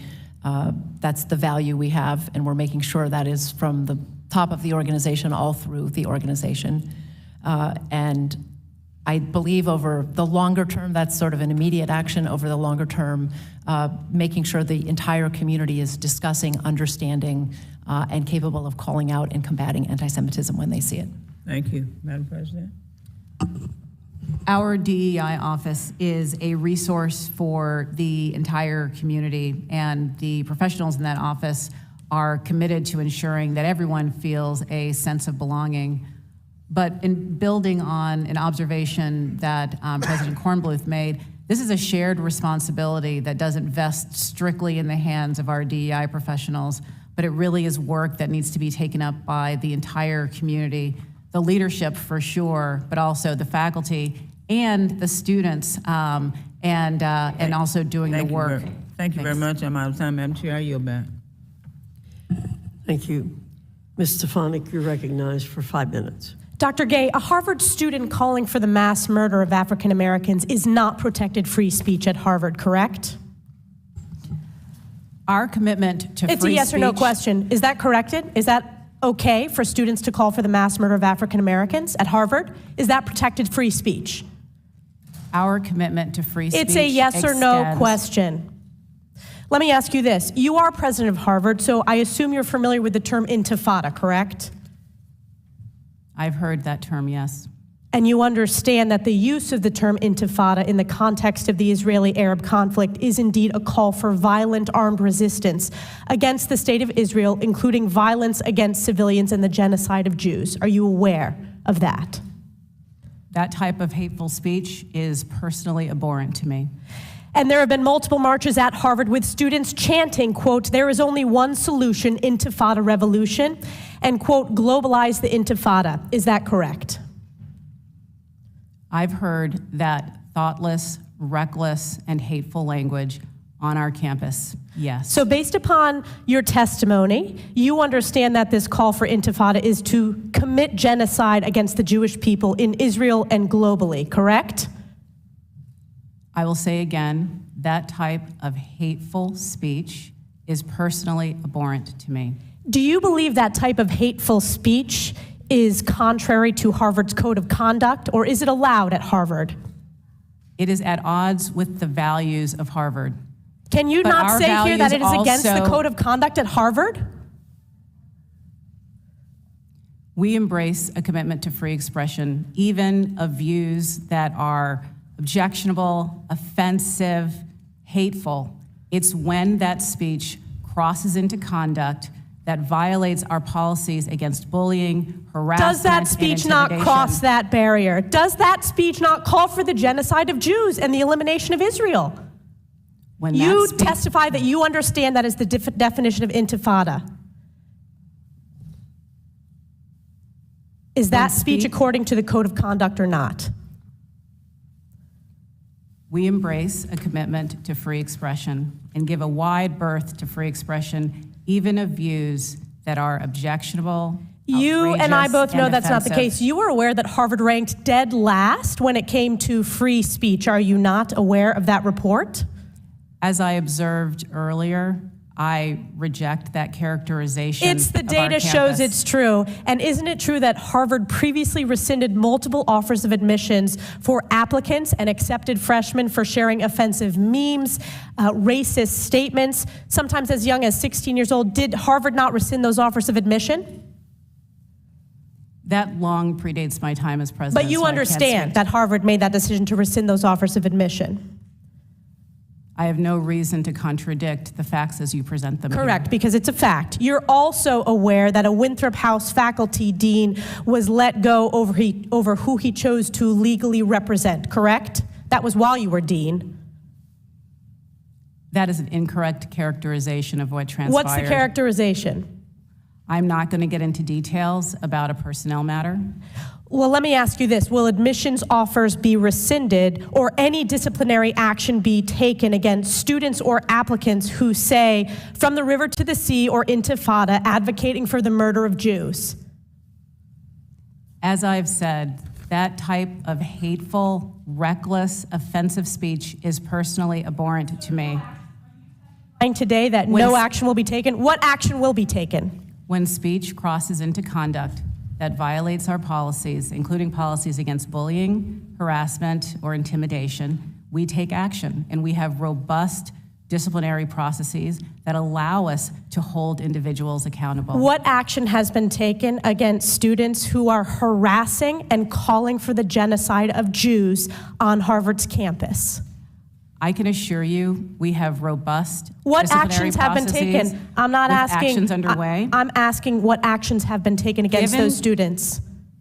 Given students' rights to privacy and our obligations under FERPA, I will not say more about any specific cases other than to reiterate that processes are ongoing. Do you know what the #1 hate crime in America is?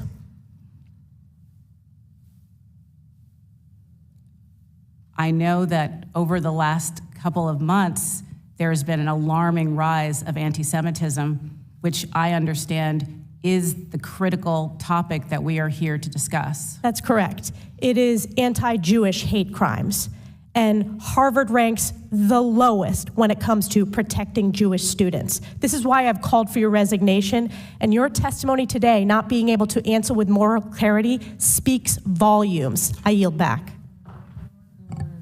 Gentlewoman yields back. Mr. Norcross is not here.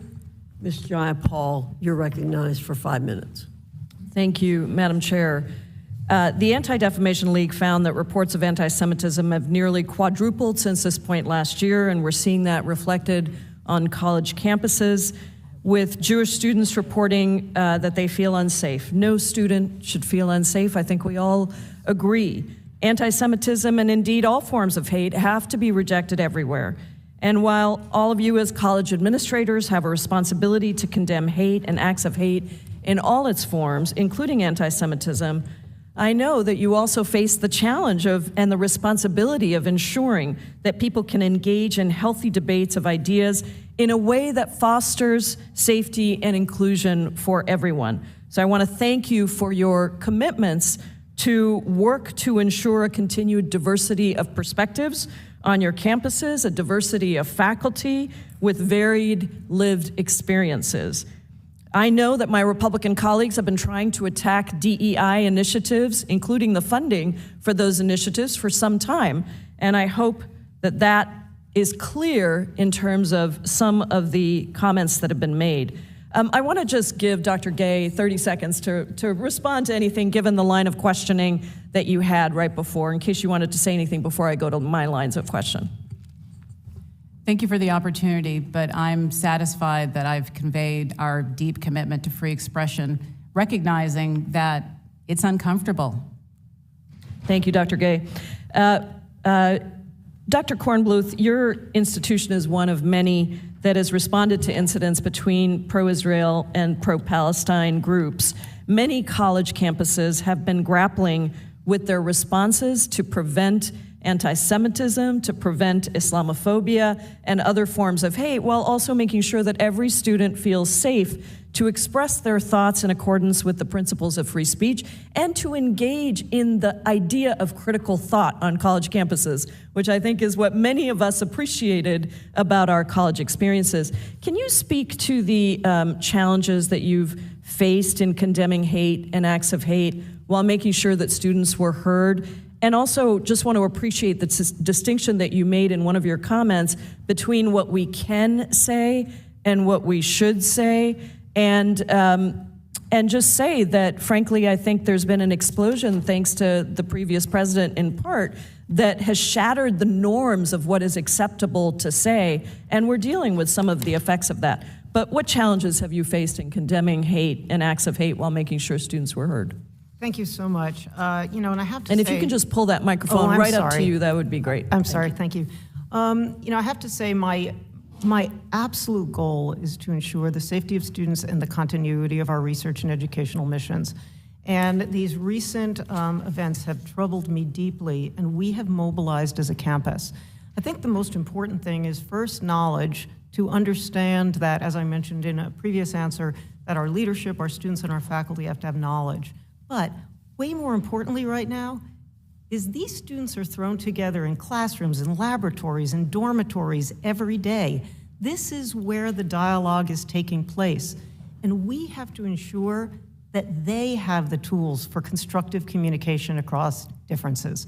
We are bringing these discussions to the dormitories. We have a Center for Constructive Engagement, where the students are going to be able to have small roundtable discussions with each other. We have funded and mobilized, and I cannot tell you how wonderful our faculty have been. They've just issued a statement from 300 faculty about unity and working together with the students. And so there have been lunches, there have been meetings for our Israeli and Jewish students with Jewish faculty, for our Arab and Muslim students with Arab and Muslim faculty, but now they're working to figure out how to bring them together. If we're all going to live and work together productively, we have to move beyond, formal training, which we are committed to, but to actual real dialogue and to actually model constructive and civil dialogue for our students. That's what being in university is all about. Very powerful. Professor Nadell, these challenges of protecting free speech while denouncing anti-Semitism, Islamophobia, all forms of hate, that's not unique to MIT or to the institutions that are here. Can you speak to the same question of the most effective ways to facilitate education and dialogue to ease tensions at other colleges and in general? The most effective ways, and obviously I very much appreciate your question because this is happening across the United States on colleges and campuses, small and large. And the most effective ways are to recognize the many different levels and mechanisms for facilitating these dialogues at the student level, at the faculty level, at the administrative level, and bringing how to unite the campus, bringing the campus together. That's what we're all trying to do, and it doesn't happen overnight. Thank you all so much for your work. I yield back, Madam Chair. Thank you. Mr. Allen, you're recognized for 5 minutes. Thank you, Madam Chair, and I want to thank each of you for being here today. And first, my colleague earlier asked the question, what is the truth? Of course, that question was asked 2,000 years ago of Pilate. And of course, obviously knowledge is important, but what about wisdom? In full disclosure, I am a student and believe in the God of the Bible and His Word. In the House of Representatives, we're without excuse. We have above the American flag, "In God We Trust." Really? And then we have the full face of Moses looking down on the entire body who gave us the first 5 books of the Bible. Let me tell you how serious this issue is. In 1885 BC, not AD, BC, the Bible says, Genesis 12:3, I will bless, talking about Israel, I will bless those who bless you, and whoever curses you, I will curse. And all peoples of the earth will be blessed through you. That is a serious, serious promise. In fact, we heard one of the panelists talk about the Jesus of the Bible. And of course, our church was founded by Jesus, who was a Jew, the American church. In fact, the church throughout the world. This is the Committee of Education and Workforce. Illiteracy is the #1 problem in our workforce. But I think from a standpoint of truth, biblical illiteracy is the #1 problem in America. We are a biblically illiterate society. We have no idea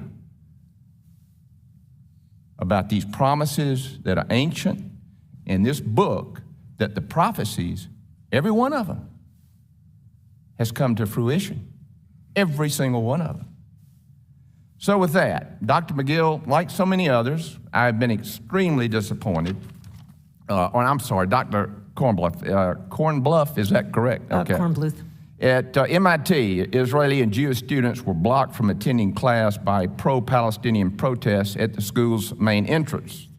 The protests violated campus rules when the school ordered all protesters to leave the area or face suspension.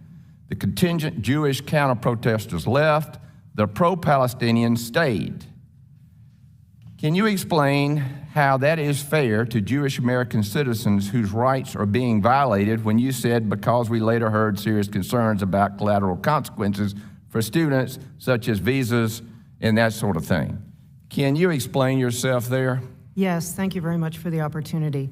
I have to say, when we started this protest, when the protest was started, I ordered a police presence to ensure safety, and we de-escalated when it was prudent. In a very tense situation among students, we avoided altercations and we kept everyone safe. and we are now entering into a process of ensuring accountability. Now, with respect to the consequences, we strive for outcomes that are proportional to the transgression. In this case, violation of our time, place, and manner rules for demonstration. I want to make one comment, though, about people attending classes.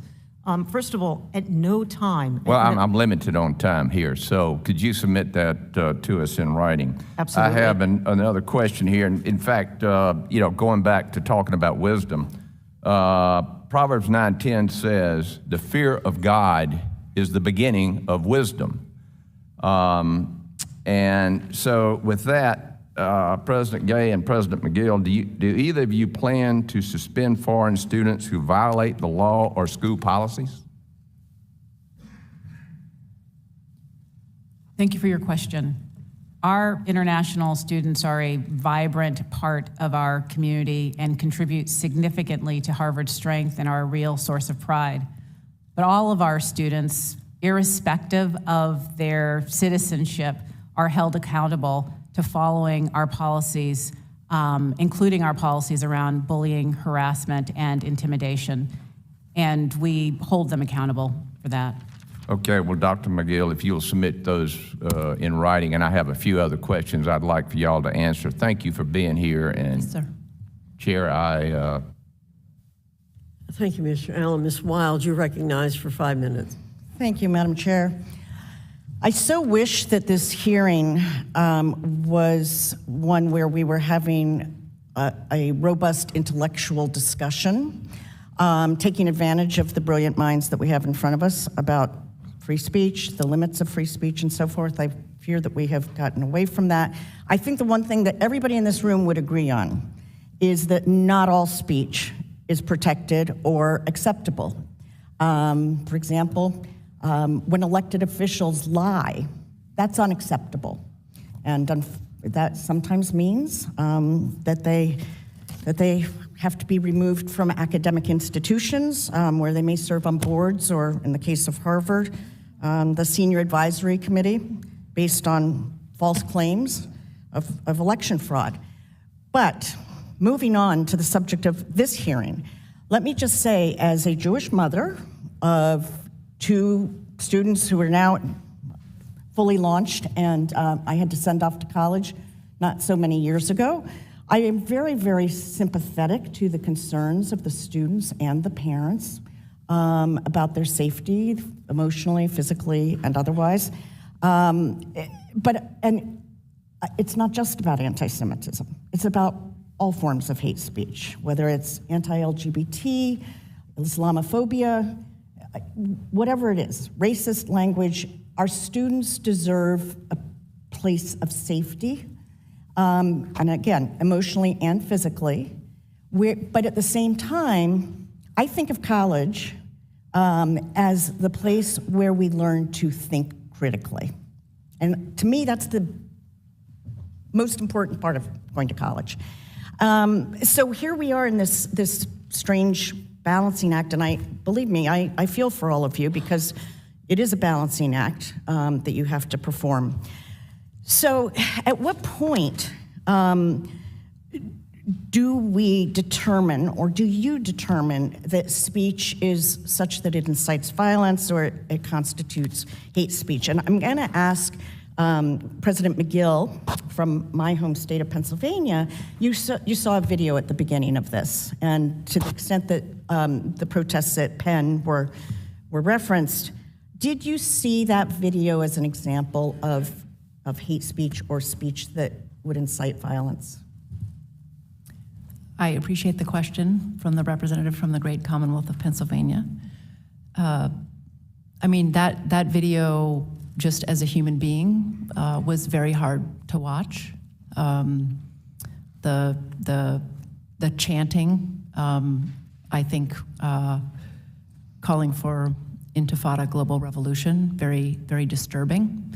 And I can imagine many people's reaction to that would be one of fear.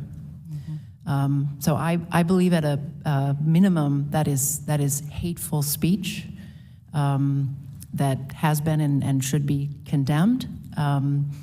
whether it rises to the level of incitement to violence under the policies that Penn and the City of Philadelphia follow, which are guided by the United States Constitution, I think is a much more difficult question. The incitement to violence is a very narrow category. So let me just ask you there, if you became aware that a similar protest or rally or whatever you call it was going to be occurring on your campus tonight or tomorrow, how would you respond? What would your approach be?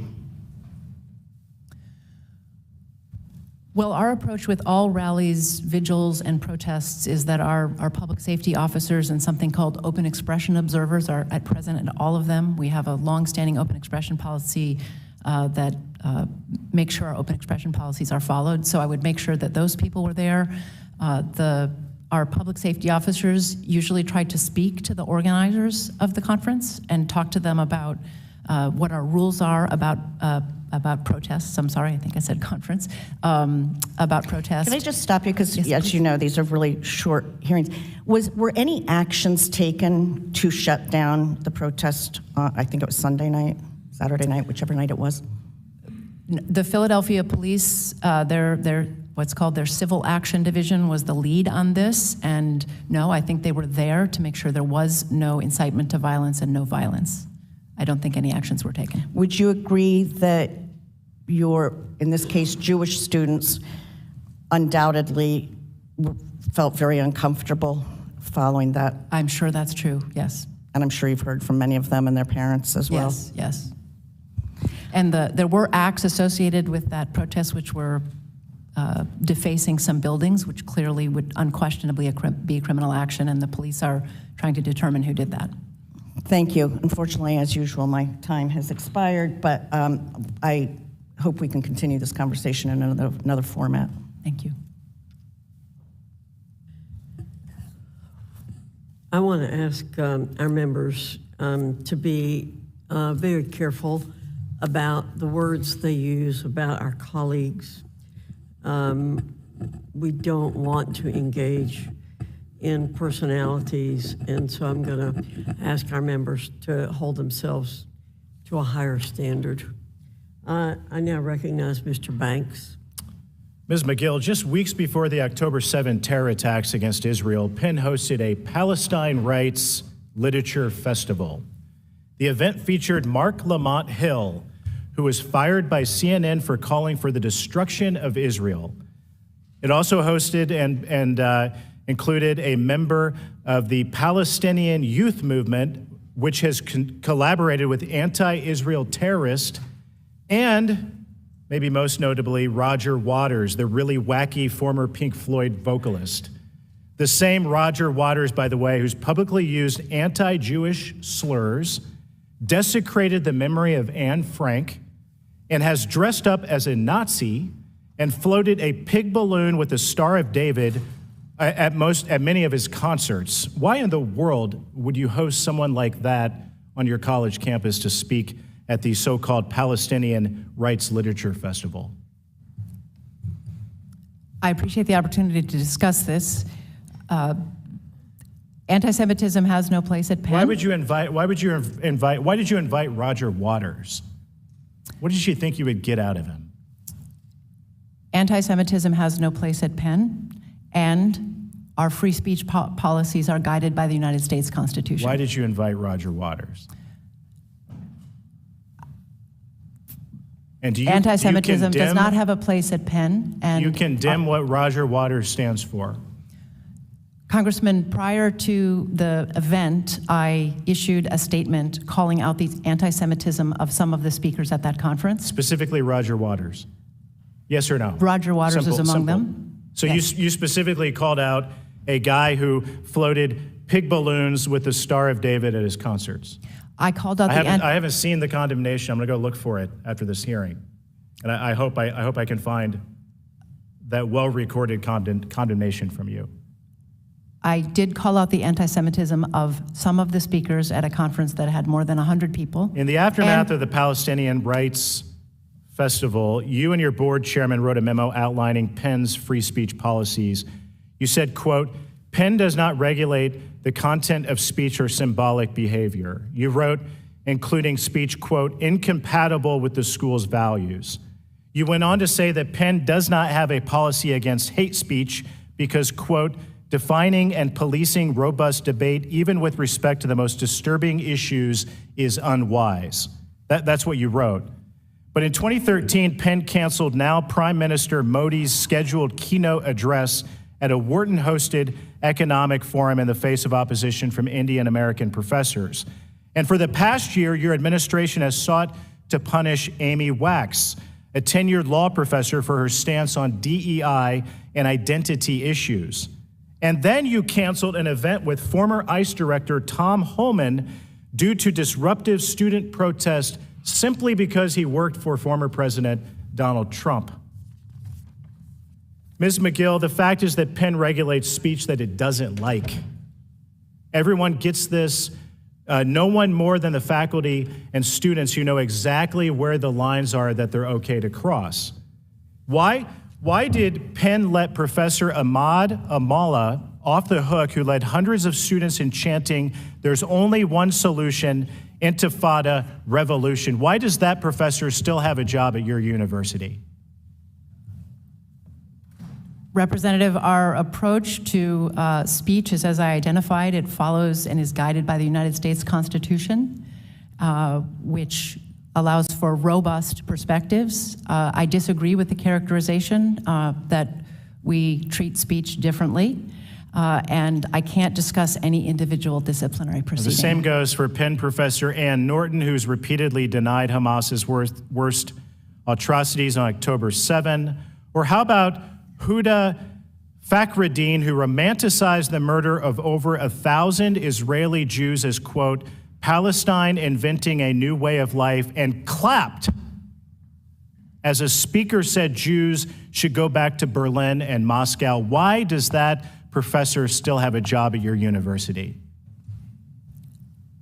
I'm very troubled by what you're describing, Congressman, that kind of You're speaking out of both sides of your mouth. You're defending it. You allow these professors to teach at your college. You create a safe haven for this type of anti-Semitic behavior. You said something earlier about anti-Semitism being symbolic of the larger society. Your university is a hotbed of it. And one of the reasons that we're seeing a rise of anti-Semitism and an unsafe environment for Jewish college students all over this country, you're largely responsible for it. With that, Madam Chair, I yield back. Thank you. Mr. Norcross, you're recognized for 5 minutes.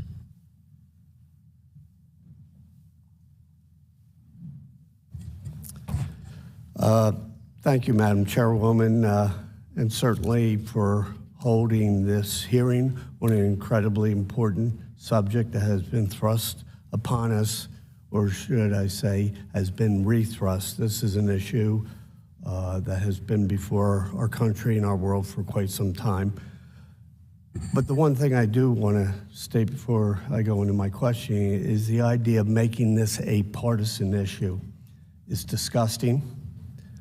This issue has nothing to do with being on a red or a blue team. This is an American issue in terms of what we're facing on our campuses and shouldn't be taken under the light of a partisan issue. That being given, I do have some questions, particularly for the University of Pennsylvania and its president, who is within a couple thousand yards of my district. I'm going to start with back during August, Penn announced plans to host the Palestinian Rights Festival that was going to be held in September. And given that the ADL identified many of the speakers, I believe the number was 25, as anti-Semitic, this continued to happen. The idea of what happened during that event, after the event, and as much as last night, as I was traveling down here to see what is still happening in and around the campus, is extremely disturbing given the atrocities that have happened in the Middle East. So, Dr. Magill, did you have the power to stop this event?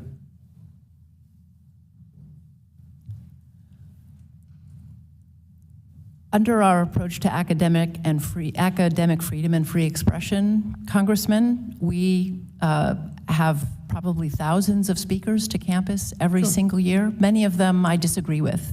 I don't cancel or censor them in advance of their arrival to campus.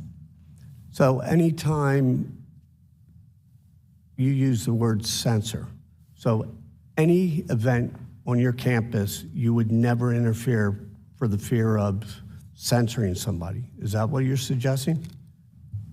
Well, Congressman, we are, of course, always concerned about safety and security, so that could be a constraint we would be worrying about in thinking about an event. It's a very rare occasion. So there would be times that you would stop an event under the terms of censoring if you, under your opinion or those advising you, say there would be a security issue.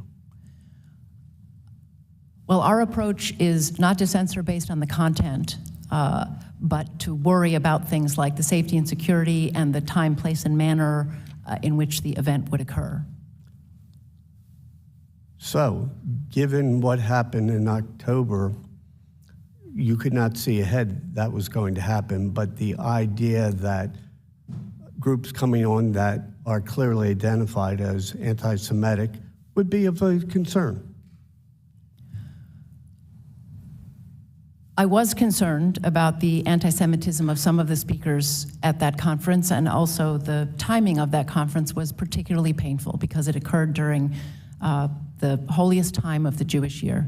And that's why, in advance of the conference, while saying that we are committed to academic freedom and free expression and the conference would go on, I specifically condemned the anti-Semitism of some of the speakers. Condemning, but you would have the power to stop it if, in your opinion, there was a security issue. Well, Congressman, whether there is a security issue is something that I leave to our public safety individuals, and I defer to their judgments on those matters. Did you ask them? We discussed the security and safety of every large conference that happens on our campus, and yes, we did talk about this one. And they, in their opinion, along with you, decided that there were no security issues by the nature of you allowed this to continue. We did not believe, we believed we were ready for any security concerns that might arise. So yes, it went ahead. In hindsight, do you think that was a proper decision? I think canceling that conference would have been very inconsistent with academic freedom and free expression, despite the fact that the views of some of the people who came to that conference I find very, very objectionable because of their anti-Semitism. Would you permit your academic department to sponsor a conference if 25 speakers that the NAACP would identify as racist? Congressman, we follow our policies always, and our policies are guided by the United States Constitution and a commitment to academic freedom and free expression. So is that a yes or no answer? The answer is that we follow our policies. I'll yield back. Mr. Owens, you're recognized for 5 minutes. Thank you. Let me just start off by saying, being raised in the 60s, days of segregation, this is truly deja vu. One thing that I did learn through my growth of the years is that hate is not passed down in our genes. It's taught or untaught. What we're seeing here is hate being perpetuated. We keep people segregated, keep them from building bridges of trust, never allowing them to find commonality. Teach them that everything that's going wrong in their life is because of somebody else's actions. Then teach them to look at our differences, our color, creed, and culture, and then teach them to judge each other. It's dehumanizing, it robs people of individuality, but the end game, if it is hate, it is very effective. We teach one race, all minorities, that they are oppressed. Do DEI, we then teach another race, whites and Jews, that they're oppressors. The result is hatred, segregation, the inability for our children to see evil when it's present. One of my Democratic colleagues was asked recently about the use of strategy by Hamas to rape Jewish women and children, girls and women, as terror. Her response was not to defend these women against these evil men, but that you wanted to discuss hierarchical oppression. That is DEI. It's a failure to protect Jewish communities across our country at your universities. And let me just say this also. October 7th was a very different day in our lifetime. And yet, every single time we're talking about anti-Semitism, we some kind of way drift off into every other sense of racism. We're talking about 1,200 lives, babies being burned, beheaded, hostages, and yet we cannot stay focused on anti-Semitism. I just remember a couple of years ago when we were dealing with Black Lives Matter, try to talk about Blue Lives Matter, Jew Lives Matter, Arab Lives Matter, and you'd be called a racist. It's time for us to focus on what's happening on your campuses. And it might sound flowery, all the ideas of what your values might be, but those values are not being translated to our kids. You've seen them in the streets every single day. MIT, we heard from a university student here that DEI official liked on the most posts on their media, a post calling President Biden a liar for saying that Hamas beheaded babies.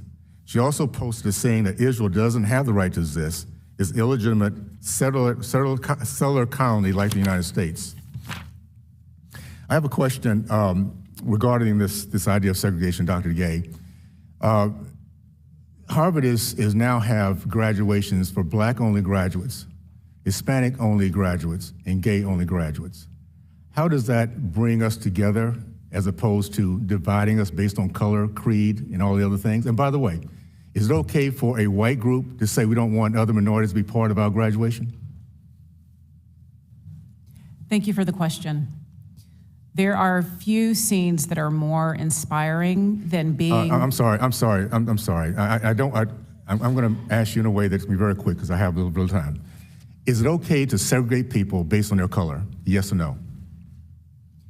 I oppose segregation.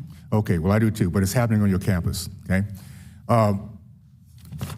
Dr. Cornbluth, we have on your campus something called Chocolate City, where Black-only dorms, where whites are excluded. Is it okay also for whites to set up a white-only dorm where minorities are excluded? You know, actually at MIT, our students affiliate voluntarily with whichever dorm they want to. It's not exclusionary, it's actually positive selection by students which dormitory they want to live in. Okay, so it's okay for Blacks to not make whites feel included. Is it okay for whites not to let Blacks feel included on your campus? We're talking about segregation, and it's obviously happening on your campuses. You know, I think it's really important to say that there's a distinction between sending an exclusionary message and looking to other students for common experiences and support. Okay, let me just, I'm sorry, I'm running out of time. And what you're saying is very simply, in 1960s, it would have been okay for whites and Blacks to segregate themselves because they felt more like the people they're with. I disagree very, very much. But let me just say this. If in case we discover, and this is for everybody here real quick in the last few minutes, that there's a direct link from DEI and CRT to the growth of Marxist-centrist groups like BLM, Antifa, and the pro-Hamas on campuses, would you then end the DEI initiatives on your campus? If there's a link between what that is and what the result of hatred, would that be would that be finished on your campus real quickly? We have just yes or no? Dr. Gay, let's start with you. Yes or no? Our DEI efforts are about ensuring that all of our okay, so that's a no. Okay, Doctor, I'm sorry, Ms. Magill. Yes or no? If it's found to be a link between Marxist, BLM, Antifa, and hate groups. Yes or no? Our DEI office is committed to having everyone thrive. No. All right, and Ms. Kornbluth, real quick, just yes or no, sorry. I find it hard to understand how equity and inclusion as a concept is a hatred inducer. Thank you so much. I think that says a lot. Thank you very much. Appreciate it. You can give an answer in writing, and I have to remind members not to engage in personalities. Ms. McBath, you're recognized. Thank you so much, Chairwoman Foxx, Ranking Member Scott, to our staff, and thank you so much to our witnesses today. And it is not lost on me that the intellect, the intelligence that we have on this panel today, the most intelligent minds that are leading our highest institutions are women. So thank you so very much. I had the privilege of attending a very similar hearing in the Higher Education Subcommittee just a few weeks ago, and I'm glad to see that we're continuing this conversation at a full committee level. Acts or expressions of anti-Semitism have no place in our society and definitely not on any college campus or institution here in the United States. And what we must all understand is that this is not just the Jewish community's struggle. This is all of our struggle, and the Jewish community does not get to bear this burden alone. It is up to all of us to learn more and stand in solidarity against hate in our daily lives to ensure that the violence and the tragedies that follow unchecked, hatred will never be allowed to repeat themselves. I lost my son to that very hatred, so I understand it in my core. Similar to other expressions of racial and religious hatred, all freedom-loving people, all those who truly believe in the ideals that this country was founded on and continue to strive towards, must stand together in the face of this disturbing increase in hate across the country and across the world. An outpouring of support for the Jewish community and public condemnation of these heinous acts by interfaith and community leaders and elected officials in all backgrounds is the exact type of action that we need to take to confront this form of radical evil. Unity in the face of intimidation is how we are effectively going to resist hate in all of its forms. These actions seek to divide and intimidate us. We must show that we will not be intimidated, that we will not falter when our neighbors need us the most, that we are united against hate and we choose to love instead, irregardless of our political ideologies or our ethnic differences. As Dr. King once said, and I quote, "Returning hate for hate multiplies hate, adding deeper darkness to a night already devoid of stars. Darkness cannot drive out darkness. Only light can do that. Hate cannot drive out hate. Only love can do that." My community in metropolitan Atlanta is home to the largest community in the Deep South, the largest Jewish community in the Deep South. And it is no stranger to these incidents of anti-Semitism. I recall participating in a press conference with interfaith leaders, our local law enforcement, and elected officials, the Anti-Defamation League, and the Council General of Israel to the southeast to condemn the appearance of anti-Semitic vandalism and white supremacist symbols that were definitely expressed in our neighborhoods and our communities. While the reason for our gathering was very somber, it was uplifting to see so many different people from so many different faiths and backgrounds all come together to make it clear that this is antithetical to what our community and our society stands for. Dr. Nadell, I've had you before me before, and it's good to see you again. Can you please discuss some of the schools or the communities that have built strong interracial and interreligious connections and relationships in the aftermath of a racist or anti-Semitic incident, and what building those connections looks like and why they're so critical and imperative to healing? So first of all, thank you. It's wonderful to see you again. What really stands out is how, at the personal level, change can happen. So, for example, at the University of California at Berkeley, which is a campus that has been roiled, as these campuses have also been roiled, a professor of Israel Studies and a faculty member from Middle Eastern Studies sent a joint letter pleading with the campus to speak in a civil tone.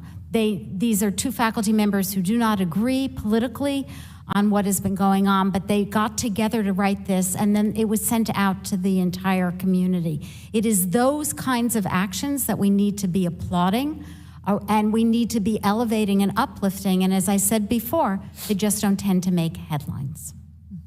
Thank you so very much, and I yield back my time. Thank you, Ms. McBath.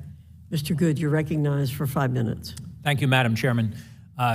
Ms. Magill, September 21, a Penn student was taken into custody after bursting into a Jewish organization's morning prayer service, shouting shouting anti-Semitic comments, destructing property, and so forth.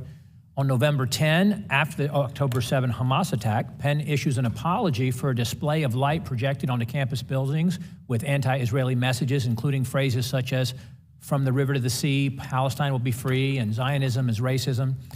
On November 15, the Department of Ed announces that Penn is under investigation for possible civil rights violations of Title VI. And then just 2 days ago, another pro-Palestinian march happened on the edge of campus with Penn property being graffitied with offensive messages such as F the IDF, Intifada, the Arabic word for uprising, and so much and more. There is a deeply troubling tendency by many on the left, as has already been expressed in this hearing, in media, academia, among elected officials, and even some on this committee, who try to somehow conflate or equate anti-Semitism with so-called Islamophobia. It's troubling that it seems that it's only Jews or Israelis who, when they're attacked or victimized, somehow become the oppressors or instigators of those attacks in the eyes of leftists or some on Penn's campus specifically. It's wrong to suggest that anti-Semitism and Islamophobia are equivalent problems in this country, as noted already in this hearing. Jewish hate crime is the most predominant hate crime in this country today. Ms. Magill specifically. Again, just this past Sunday night, there was another march on the edge of the UPenn campus, an anti-Israeli march. Has there, at any time since October 7, been an equivalent large-scale gathering of crowds in support of the slaughter of Muslims or the elimination of an Arab or predominantly Muslim state? Has that happened on your campus or anywhere near your campus that you're aware of since October 7? Congressman, any act of hate, I find I asked a abhorrent. specific question. Has there been any large gathering in support of the slaughter of Muslims or the elimination of an Arab state on or near your campus that you're aware of since October 7? Congressman, not that I'm aware of. Okay, thank there you. Have been. So you would agree then it would be immoral or dishonest to treat the two as equivalent problems on campus, meaning anti-Semitism and Islamophobia, that there's an equivalency there on the scale of the scope of the problem on campus. Would you agree that would be immoral or dishonest to equate the two? Congressman, I abhor all acts of hate. Would you agree that it's immoral or dishonest to equate the two, that the problems are equal on your college campus or other college campuses? Any evidence of that effect? Congressman, I abhor all acts of hate. Thank you. Dr. Gay, on October 8, nearly 36 Harvard student groups authored a statement holding Israel responsible for the Hamas attack. On October 18, a Jewish Harvard Business School student was surrounded, accosted, and shoved to the ground while walking near and filming an anti-Israel protest. On November 10, when you condemned the use of the phrase "from river to the sea," over 100 faculty signed a letter criticizing your response to that, criticizing that phrase or condemning the use of that phrase. A Harvard Crimson survey of the class of 2022 showed that 93% of respondents viewed President Trump as unfavorable, 6% of students said they were conservative, 34% of students viewed favorably the Palestinian boycott, divestment, and sanctions, or BDS movement. Currently, Harvard is being investigated by the Department of Education for Title VI violations of civil rights. Title VI, as you know, prohibits recipients of federal funds from discriminating on the basis of race, color, or national origin. Title VI violation would occur when an institution has allowed, permitted, or created a hostile environment that targets someone based on their race, color, or national origin. We know, of course, that Harvard has a history of dividing people based on race, based on the Supreme Court's decision in Students for Fair Admission versus Harvard. Does Harvard actually teach anti-Semitism in classes? Thank you, Congressman, for the question. No, we do not, and we condemn anti-Semitism at Harvard. There is no place for anti-Semitism. As you know, Harvard received, over the last 4 years, $3.2 billion in federal grants and contracts. During the 2021 school year, Harvard received $104 million through Title IV. Why should Congress continue to invest money in Harvard when Harvard clearly violates Title VI and helps foster a hostile environment for Jewish students? We are committed at Harvard to ensuring that all of our students thrive, that they feel safe and secure. Well, apparently and 100 professors who sent that letter to you criticizing your condemnation of anti-Semitic remarks don't agree with that. And your students, your institution is clearly producing students who are sympathetic to a terrorist organization. Don't you think that's a misuse of taxpayer dollars? My time has expired. I yield back, Madam Chair. Thank you, Mr. Good. Ms. Hayes, you're recognized for 5 minutes. Thank you. First, I would like to frame my comments in the basic idea that I condemn all forms of hate. I don't think that there's any splitting hairs there. That does not make me radical left. It makes me human to think that all people should feel safe in their environment. In the wake of the October 7th Hamas terrorist attacks in Israel, there's been a dramatic nationwide rise in reported anti-Semitic incidents, especially on college campuses. Anti-Semitism in this nation has been on the rise for at least a decade. The ADL found that the number of anti-Semitic incidents in the U.S. increased by more than 35% from 2021 to 2022, and we've seen those numbers skyrocket in the last 2 months. A few weeks ago at Central Connecticut State University in my district, a racial slur and a swastika were written on a bathroom stall on campus. We should all be working to find solutions to this problem, not doing what we're doing here today in this committee. The Biden administration released the National Strategy to Counter Anti-Semitism earlier this year. The strategy seeks to increase awareness and education in schools, communities, and the workplace about anti-Semitism. This includes having the United States Holocaust and Memorial Museum launch the first ever U.S.-based Holocaust Education Research Center to promote effective Holocaust education. As a history teacher, I know the immense power of storytelling and how healthy dialogue is imperative to finding common ground. I would also like to make the point that teachers, professors, educators do not enter this profession to hate any group of people.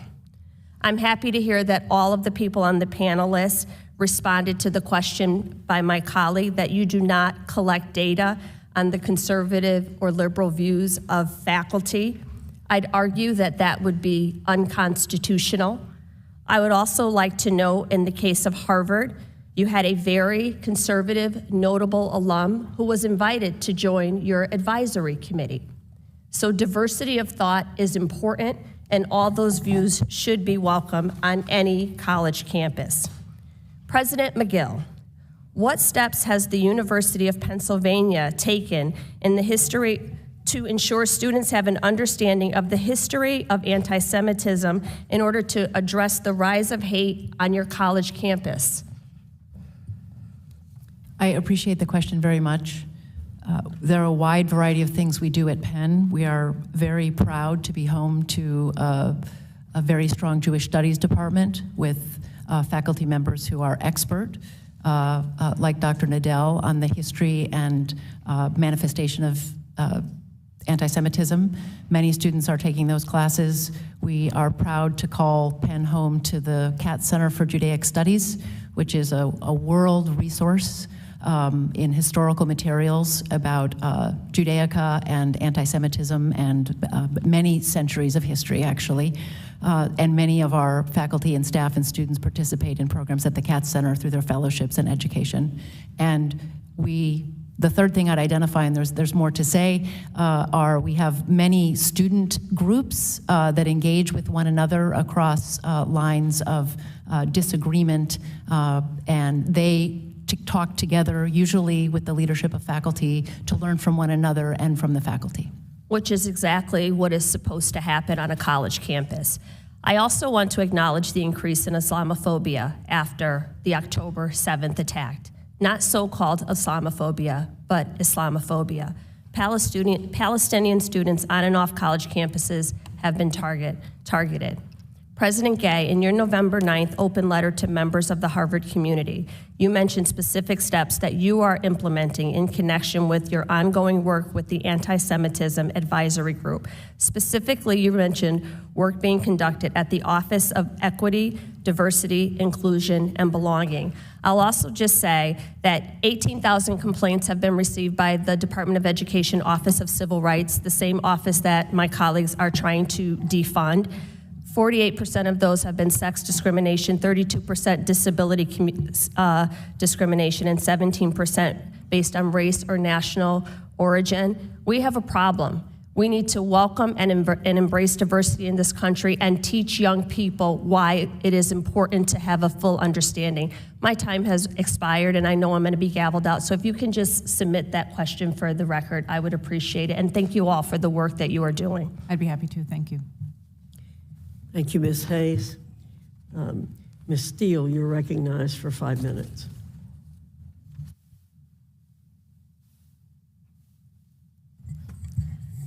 Thank you, Dr. Foxx, for leading this important hearing. In October, I introduced H.R. 5933, the Deterrent Act, to bring greater transparency and accountability for institutions of higher education accepting donations from foreign entities. This bill will pass House hopefully tomorrow, and I'm hoping that Senate will take it up. The involvement of hostile foreign entities in our post-secondary institutions is one of the biggest threats facing colleges and universities. Question number one is Dr. Cornbluth. In September 2019, then Secretary DeVos opened the Section 117, it's a foreign disclosure section, investigation into MIT that has not been closed. What concrete steps that has MIT taken to address the lack of Section 117 reporting? So let me say, and thank you for the question, we have cooperated fully. I can't comment on an open investigation, but I have to say we have greatly increased our reporting to be fully compliant. So it's not done yet, but it's still under investigations. As I understand it. Okay. A study released just last month by the Institute for the Global Study of Anti-Semitism found that from 2015 to 2020, institutions that accepted unreported money from Middle Eastern donors had on average 300 more anti-Semitic incidents than those institutions that did not. President Gay, Magill, and Cornbluth, any of you can answer this. Do you believe foreign nations with views hostile to Israel would desire U.S. students to echo their views? I think Dr. Gay can start. Thank you for the question. So we have alumni all over the world, and those alumni, through their philanthropy, support student aid, scholarships, cutting-edge research. One thing that their philanthropy does not do is influence how we run the university, how we enforce our policies, or how we keep our students safe. Okay. Thank you for the question. At Penn, we of course follow every law and regulation about donations from individuals in other countries. Beyond that, we do not accept any gift that would compromise our mission or create any sort of conflict of interest. So we have a very elaborate vetting process, and we have declined gifts where we have a worry that would be inconsistent with our mission, and we're very clear about this. Yes, thank you. So all funds that come to MIT in any form are for open, publishable research. We retain full control over what research is conducted. We also have an extensive internal review process for reviewing foreign gifts. We also adhere to all federal laws, and we see these reviews through the lens of national security, economic security, and importantly, human rights. Thank you for your answers, and I hope that's really true. President Magill, that from 2014 through 2019, Penn received a total of almost $300 million in Section 117 funding. Are you aware of the amount that was given by Qatar? Were any of these donations conditioned on the inclusion of a pro-Palestinian curriculum or pro-Palestinian events? Are you aware if any of these donations were conditioned only for pro-Palestinian professors? I appreciate the question.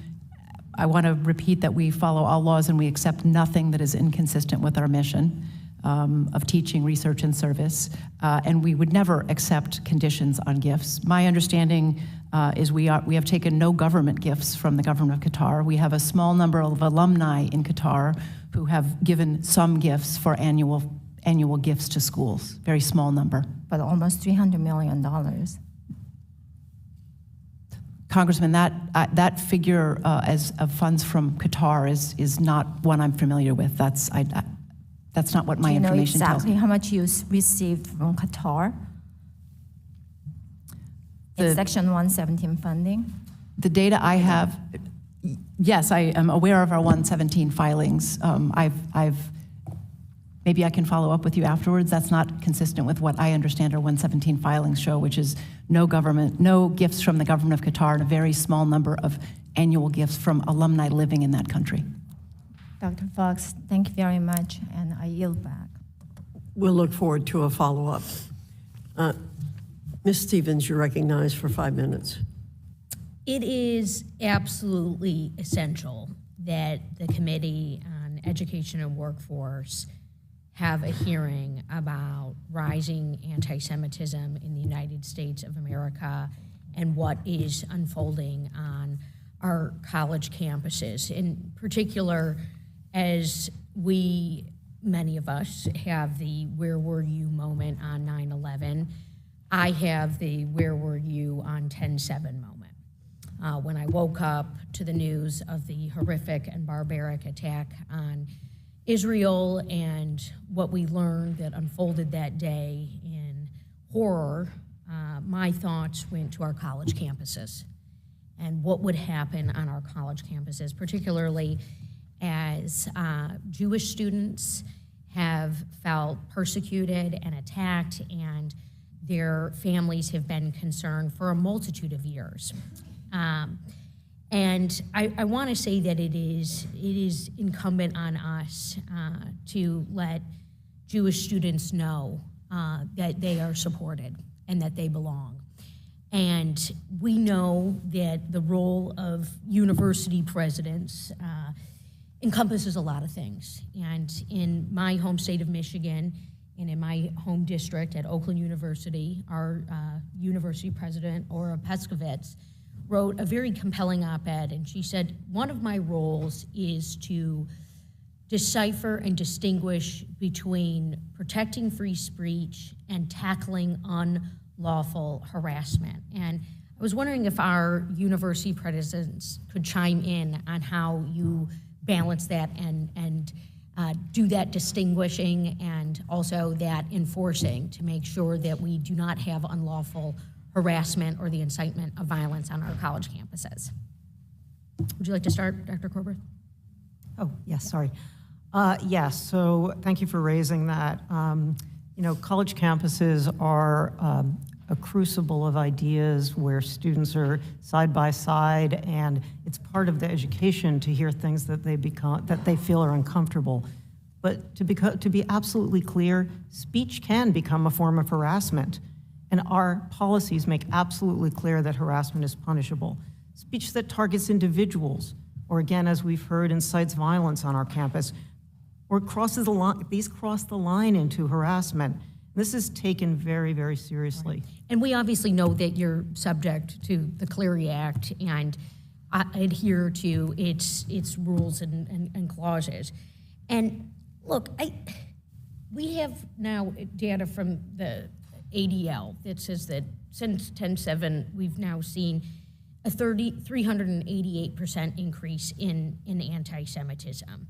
And we have to, one, call out anti-Semitism, but two, make sure that we have the right anti-hate laws in place. And it's important for us as a Congress to be partnering with all stakeholder groups. But something else along these lines, and maybe I'm sharing this as a fellow student of the humanities. I hold a master's in philosophy, and so a lot of times it's what's the question, not necessarily what is the answer. And by the way, Dr. Nadell, I hail from American University. 2 people graduated from my class in '06. So we need to have the proper place to exchange ideas and have the space to ask tough questions. What happens when we remove humanities? What happens when we allow for government to dictate what is being taught on our college campuses, similar to what we're seeing in Florida and in West Virginia? What risk does that pose, particularly when we talk about the proper teaching of history? May I take that? Yeah, you know, it's interesting. Coming from a majority STEM institution, as I said, I can't even think of a place where it's more important that our students also learn humanities, have a humanistic perspective. We all have to live and work together as people. And in order for us to be successful, when I think about the technologies that are coming down the road, we want our students to understand the moral implications. We need to do both. We need to do both. We need exactly. to do both, and we will continue to call out anti-Semitism as members of Congress and push on this topic. 5 minutes is certainly not enough, and I call on our committee chair. Let's have a hearing about affirmative action and what the Supreme Court ruling has now done to minority students and minorities being able to join institutions of higher education. Let's have a hearing about Islamophobia, and let's talk about anti-LGBTQ practices that are affecting the mental health of students on college campuses. Thank you, and I yield back. The representative from Michigan, Ms. McLean, is recognized. Thank you, and thank you all for being here today. I listened to your opening statement, and we all talked so passionately about what was happening on the college campuses as it pertains to anti-Semitism is absolutely unacceptable, and I appreciate that. However, talk is cheap, and we really need action. So what I'd like to talk a little bit about today is what actual action items, not lip service, but action items have happened. So I'll start with you. President Gay, under your leadership, Harvard has done little to condemn Hamas's brutal murder of women and children, promote Israel's right to defend itself, or protect Jewish students from harassment. For example, I'm curious, what action was taken from Harvard when a Jewish student was mobbed on your campus last month? Action, not lip service, action, ma'am. So this specific incident, I've communicated about publicly. So as you may know, that is an incident that is currently under investigation by HUPD and the FBI. Any action. And when that investigation is complete, so you we can't will answer. address I'm it going to through move a on to my student next disciplinary question. Do you have an action item or not as of this time? Was any action taken? Any action? I can't share more about. Will these students intimidating Jewish students just because they are Jewish be expelled from the university? I'm sorry, I didn't catch your question. Will the students who are intimidating Jewish students just because they're Jewish be expelled? You're describing conduct that sounds like it would violate our policies against bullying and intimidation and harassment. And if that is the case, it would be addressed through our policies. Another question. Why did you allow protesters to occupy University Hall for 24 hours? And not only were these students not punished, but two of your deans provided them with food and promised no disciplinary action would be taken. And that was reported by the Harvard Crimson. I can assure you that we have very strong disciplinary processes, and where conduct violates our policies, we So did use conduct those policies. violate your policies We during have that disciplinary incident? processes underway. So is there an answer to that or not? We have disciplinary processes underway. So was any discipline action? I love the lip service. I do, and you academic, I love that. I'm looking for an action item. Yes, no, was anybody expelled? Any action item. And if you don't know, that's okay too. We hold our community to account. All right, I'll reclaim for our my policies. time. Thank you, President Magill. Under your tenure, swastikas have been drawn outside residence halls where Jewish students live. The Hillel house was broken into. Jewish students urged not to wear symbols of their ethnicity, and those same students harassed when they go to collect kala for Shabbat. I will be submitting questions for the record on outbreaks of anti-Semitism at UPenn, and I look forward to your response because obviously 5 minutes is just way too short of an answer. but I would encourage you to give answers. We deserve answers. People deserve answers, not rhetoric, action items. It is clear that the Jewish students on all of your campuses are afraid to be themselves because you have refused to take real action. There's that word, action, against anti-Semitism, right? A lot of rhetoric, no action. I strongly encourage all of you to look at the Holocaust learning experience set up by Morris Life Health System in Florida to teach lessons from the actual Holocaust to students in 5th through 12th grade. This program has trained hundreds of teachers in 2 short years and has gone a long way to teaching students about the harm anti-Semitism has in our community. Harvard, UPenn, and MIT, I think y'all could learn a little bit about this. With the remainder of my time, I will yield to Ms. Stefanik.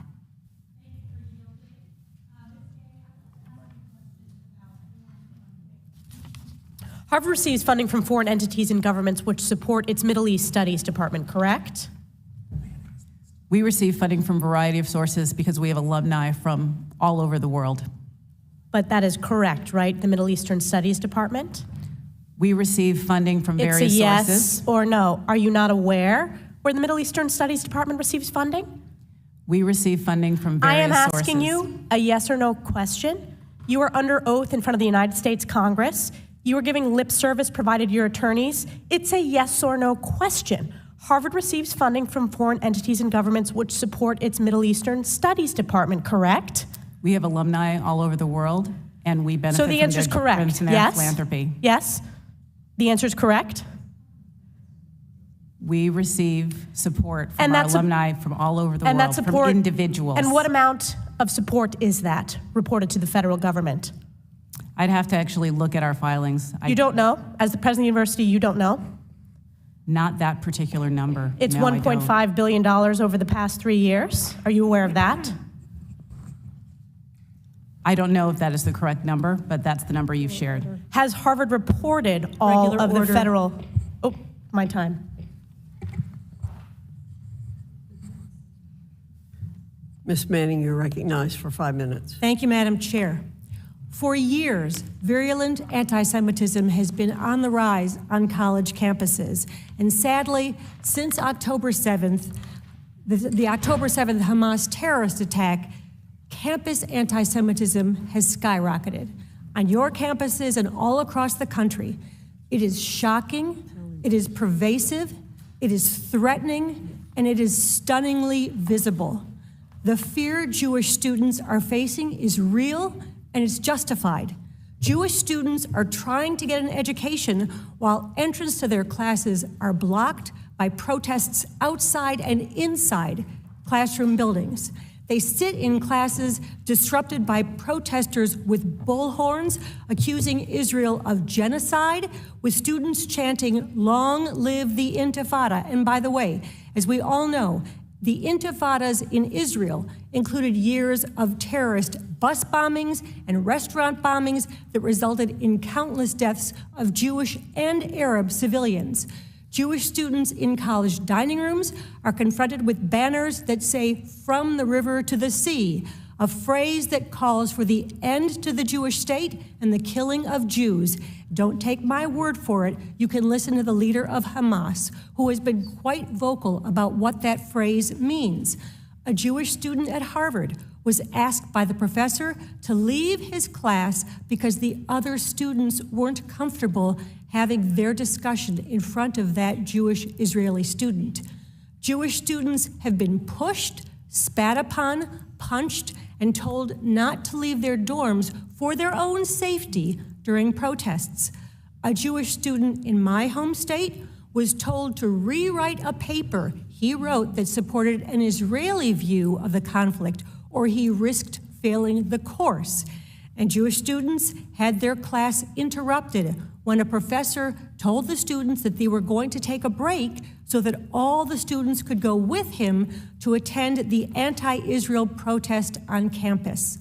This intimidation, humiliation, and exclusion of Jewish students is simply unacceptable. It would not be tolerated against any other minority group, and we need university presidents to do more to protect Jewish students. President Gray, you and I have talked about anti-Semitism. You have told me your goal is to eradicate anti-Semitism at Harvard. That is a lofty goal, but will you commit to doing everything necessary to keep Jewish students and faculty safe and be able to participate in the full range of Harvard's learning experiences? The short answer is yes. Thank you. And will you enforce all the codes of conduct against students and faculty who violate those codes? And will you communicate those codes and your intention to hold students and faculty accountable? Absolutely. Will you endeavor to recenter the conversation about the Middle East back to a place of fact-based exchange and evaluate your course offerings and your faculty to ensure that you have intellectual diversity and multiple perspectives about Israel and Zionism, including professors who support the right of Israel to exist and support the right of Jewish people to self-determination in the Middle East Studies Department? Absolutely committed. Thank you. And will you commit to work with Jewish and Israeli scholars to make sure Harvard has full range of lectures and scholarship described in Dr. Nadell's testimony? Education is the path forward here.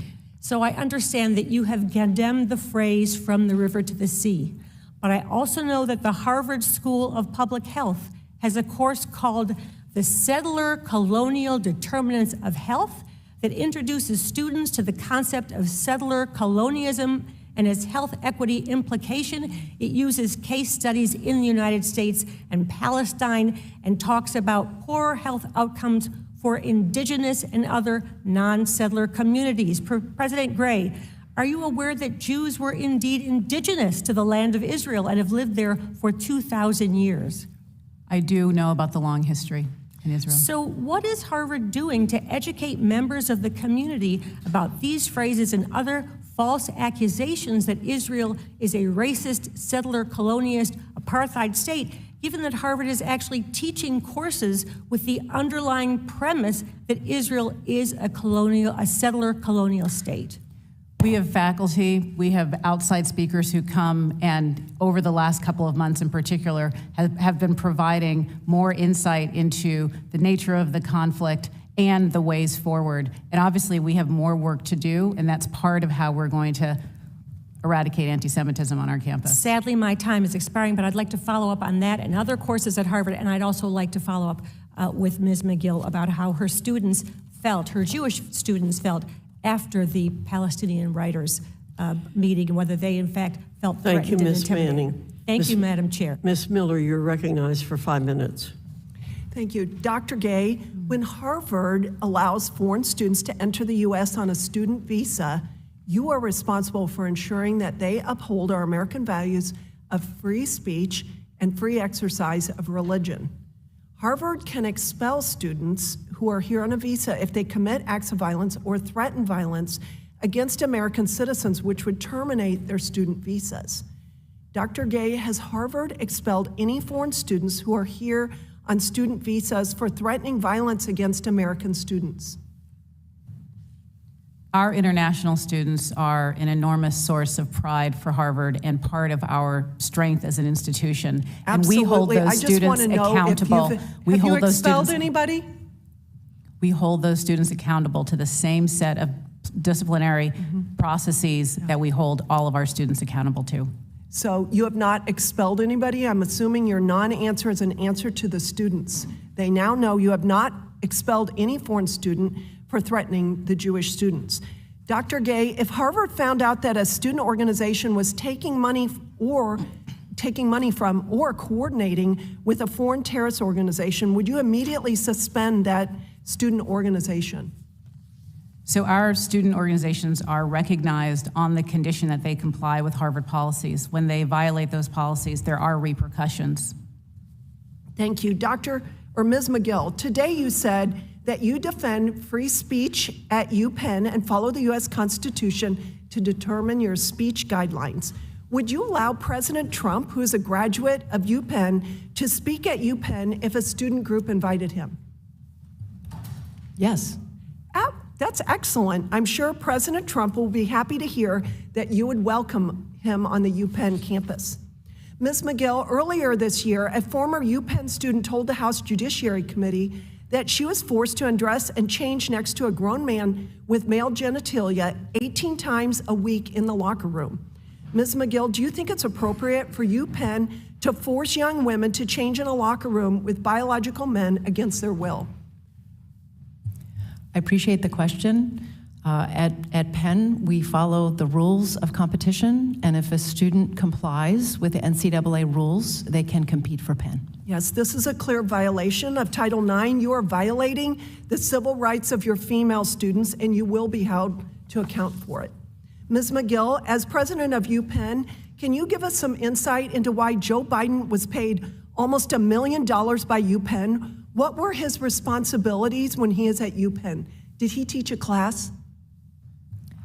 I appreciate the question. President Biden was a professor of practice at University of Pennsylvania for a little over 2 years. My understanding is that his salary was $400,000 a year. We also had Mr. Jeb Bush as a professor of practice at University of Pennsylvania.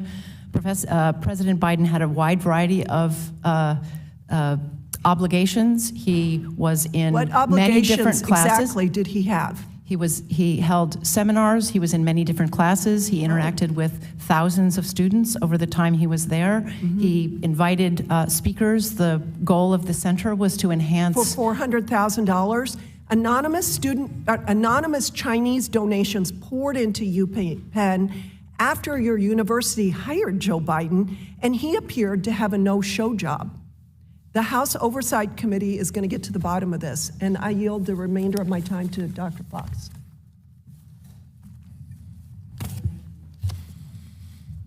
Thank you very much. President Magill, on Sunday I received a letter from the Wharton Club of Israel outlining their efforts to secure a briefing for you and other leaders of your campus by a representative of the Israeli Defense Forces. We have seen significant efforts to deny the seriousness of Hamas's terror on October 7th. So I assume providing your campus leadership information about what actually happened would be helpful as you address the explosion of anti-Semitism. Unfortunately, they said they were informed by your office that briefing will not happen this calendar year. That leaves the impression that you don't want the information, President Magill. Will you commit to getting a briefing schedule before the end of the year from the IDF? Madam Chairwoman, I do not in any way deny the brutality and barbaric nature of the Hamas attack on October 7th. We in Congress have had a briefing and seen the films. I receive many invitations. I do have to attend to my calendar. Dr. Cornbluth, will you hear what these people have to say? I will hear what anyone who wants to give me information wants to say. Thank you. I yield back. Mr. Bowman, you're recognized for 5 minutes. Thank you so much, Madam Chair, and thank you to our witnesses for being here. Really appreciate you taking the time and sharing your experiences and expertise during this very difficult time. Quick yes or no question. Do you all feel that education globally is very important in addressing the issue of anti-Semitism? You could just shake your head or say yes. Yes. Absolutely. Education's key. Okay, thank you for saying that. I'm asking that question because, you know, a lot of this conversation has been framed around, holding students accountable for their threats or violence towards Jewish students as they should be held accountable, absolutely. And some of it has been framed around, additional punishments, of course. But there's been a lot of political pandering discussed here without the action that goes with the accountability and the condemnation that must happen when we see anti-Semitism as it raises its head. And what I mean by that is I introduced something called the Great Replacement Theory Resolution, and I wanted us as Congress to condemn the Great Replacement Theory. The Great Replacement Theory is a white supremacist theory that says Jews, blacks, and immigrants are looking to replace white people in America. I introduced that theory last Congress. It passed along Democratic lines. I don't believe any Republicans voted for that particular resolution. In addition, my colleagues on the other side of the aisle continue to look to cut funding to the Department of Education, which will be critical to helping us fight anti-Semitism. In addition, we have discussed already cuts to the Office of Civil Rights that my Republican colleagues support. That also is critical to fighting anti-Semitism. I would also add cuts to the Department of Health and Human Services as part of this conversation. So absolutely we must condemn, absolutely we must hold people and students accountable. But how do we get into the mud and do the real work of fighting anti-Semitism without investing in education in the way that we need to invest?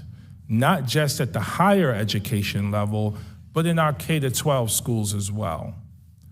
I'm a former K-12 educator for 20 years. I taught elementary school.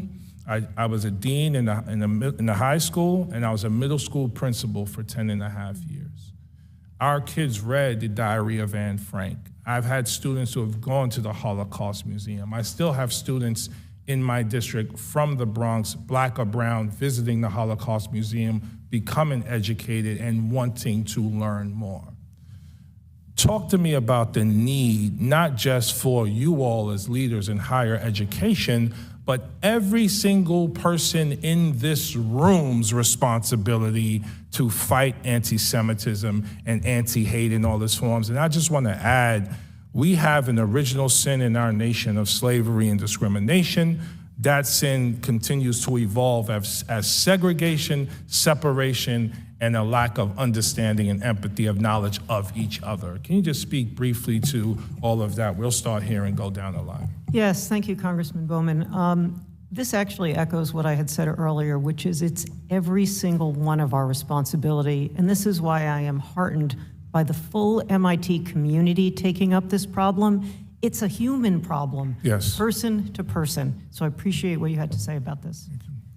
I want to add that I'm so glad that you raised K through 12 because everybody here is talking as if what has happened on the college campus happened de novo, and those kids came to campus and they never had an education before. So we need to be teaching about anti-Semitism, not just the Holocaust, anti-Semitism and racism in America. And our kids live in segregated communities. So you have white kids living with white kids, black kids living with, they never interact with each other. They don't go to school together. They don't know each other. So of course hate is going to be a major part of our society if we continue to have segregation in our communities, in our homes. I'm sorry, please.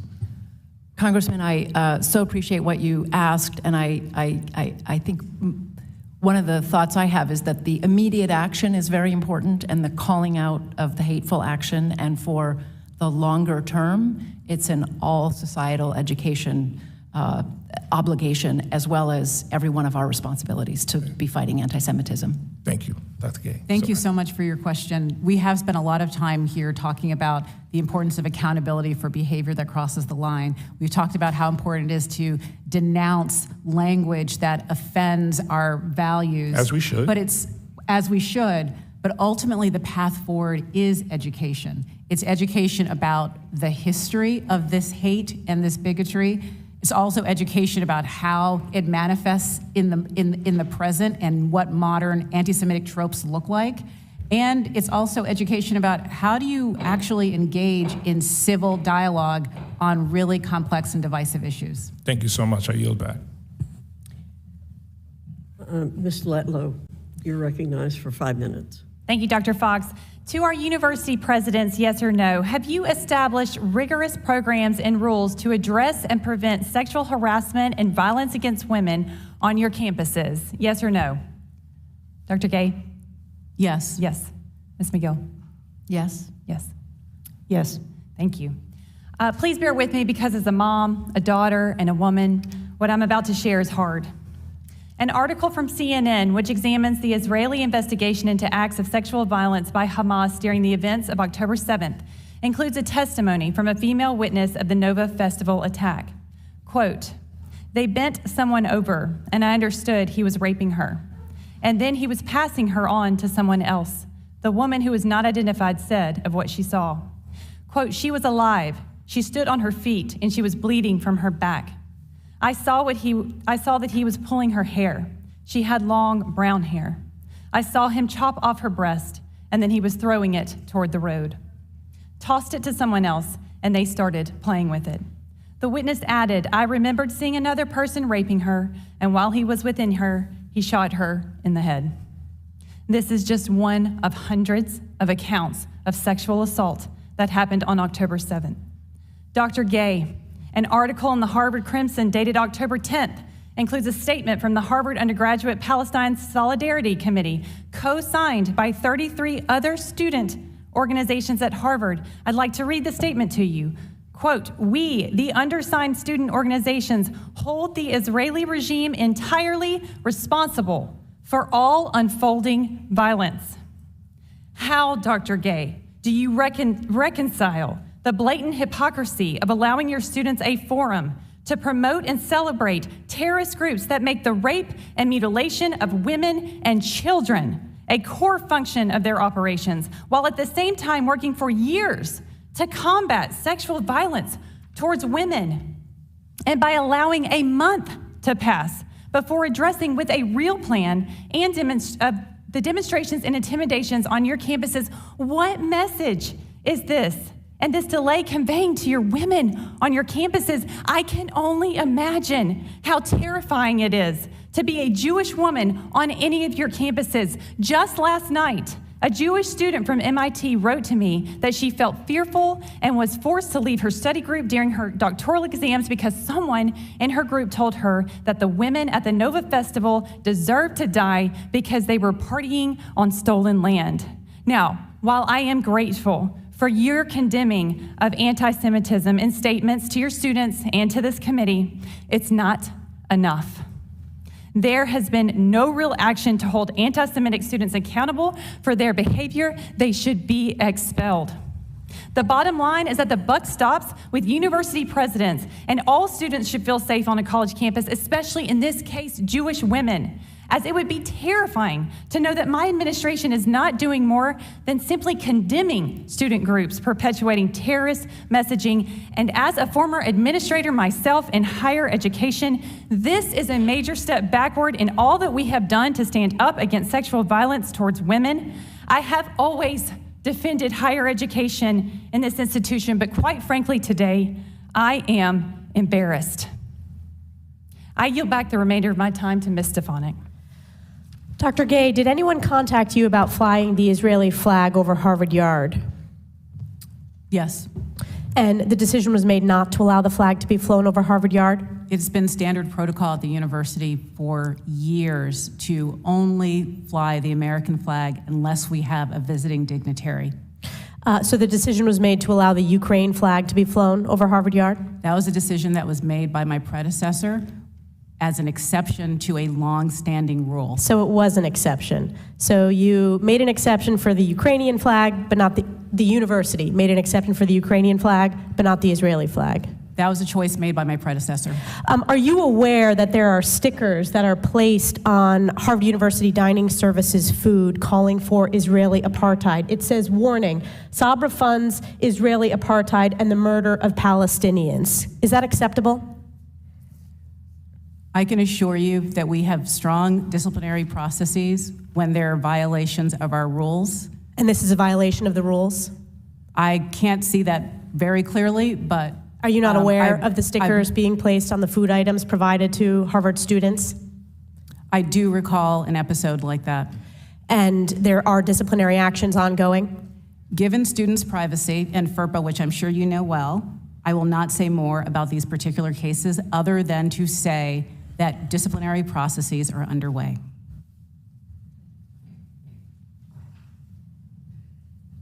Thank you. Ms. Leisure-Fernandez, you're recognized for 5 minutes.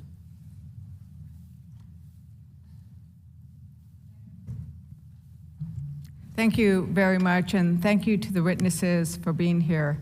And I am struck by the passion which we all are bringing because we know that the issue we're talking about today, anti-Semitism, white supremacy, the issues that give rise to this, the issues of hate need to be addressed.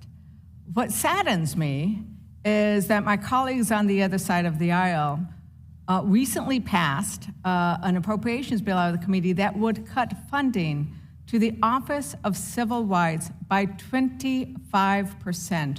We know that we must investigate these and hold universities, including your universities, or the universities in my home state of New Mexico, accountable if they do not protect students from anti-Semitism, if they do not protect students from Islamophobia, if they do not protect students from the many versions of hate that we too often see in our communities. So I would urge and encourage and ask and plead with my colleagues to fully fund the Department of Education and the Office of Civil Rights so we could go after those instances where universities fail to do what they're required to do. Recently, I sat with students from New Mexico, from the University of New Mexico, to ask them to share with me so I could bring their stories here about what are you facing on our campus back home. And sadly, the stories I heard would make your heart cry. They made my heart cry. We heard from Sephardi students who are proud of the heritage they bring with them, having suffered through, for their minds, the Inquisition. We heard from Ashkenazis whose parents and grandparents are there, a lot younger, so grandparents and great-grandparents suffered through the Holocaust, and how there is a normalization. They are worried about the fact that anti-Semitism is now being normalized. And we all have a duty to fight back against that. And one of the things that they pointed out is that there seems to be a lack of understanding of the history of anti-Semitism. There seems to be a lack of understanding of the attacks on Jews over the centuries. As we mentioned, from the Inquisition and before that, to the Holocaust, to the latest that we are now seeing. And they said, how come there isn't general curricula that requires it? We talked about the importance of K through 12, understanding that. We know at Harvard, for example, that you have I believe, a course on the Holocaust. But what do you have for, before you get to that specialized course, like how are we making sure that all students understand that? And you're, Madam President, if you could answer that, I know you looked like you wanted to respond.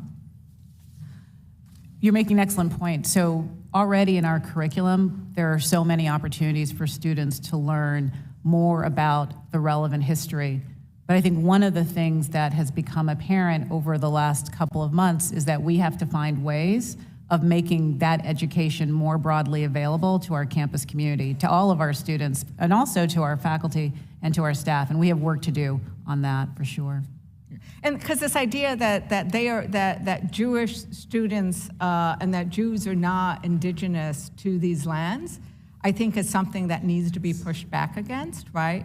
And some of these false narratives, I think, are really important. And I think one of the questions then is, what do we do when there has been that loss of faith? When students at UNM say, we're being told we're not from that land, right? And students who are indigenous, who share both, heritage of the Sephardi, heritage of the Zuni Pueblo, heritage of being Latino, who want to and deserve to be able to claim it all.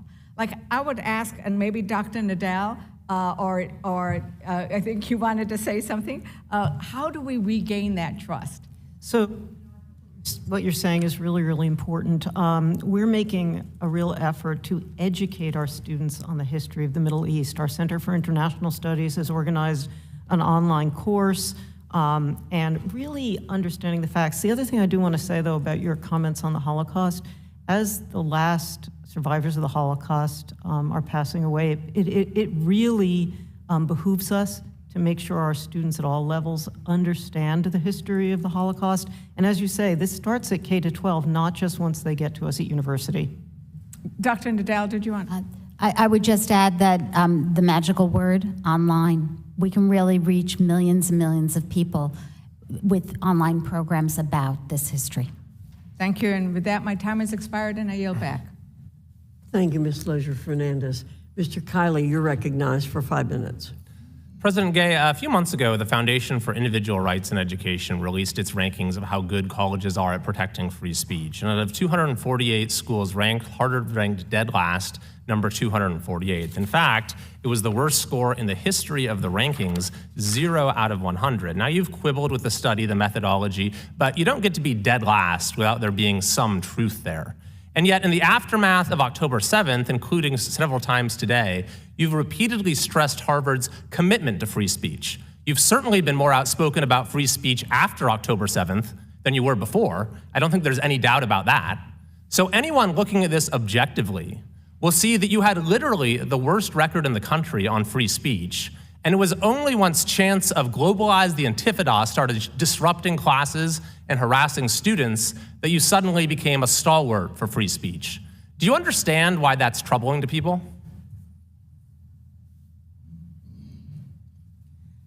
Respectfully, I disagree with that perspective, and I don't think it's an accurate representation of how Harvard treats speech on campus.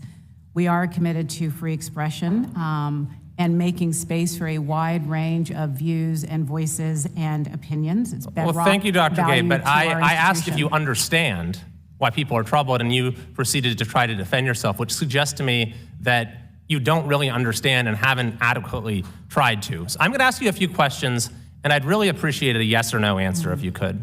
Do you believe Hamas is a terrorist organization? Hamas is a terrorist organization. Senator Schumer, in a speech a few days ago, characterized October 7th as a vicious, blood-curdling, premeditated massacre of innocent men, women, children, and elderly. Do you agree with that characterization? That characterization is accurate, and I have condemned the heinous and barbaric terrorist attacks. Senator Schumer also said that when students on college campuses across the country who wear a yarmulke or display a Jewish star are harassed, verbally vilified, pushed, and even spat upon and punched, that is anti-Semitism. Do you agree with him that that's anti-Semitism? I agree. Do you acknowledge that some incidents of that nature have been occurring on Harvard's campus?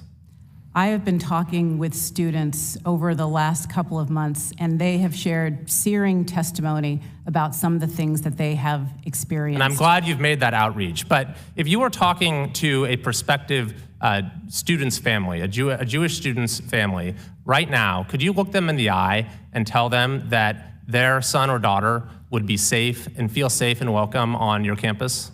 We are absolutely committed to student safety. Yes, but I didn't ask that question about your commitment. I said, could you look them in the eye right now, the family of a prospective Jewish student, and assure them that their son or daughter would feel safe and welcome on your campus? We are taking every step to ensure their physical and their psychological safety. So yes or no to my question, though. Did you want to answer it?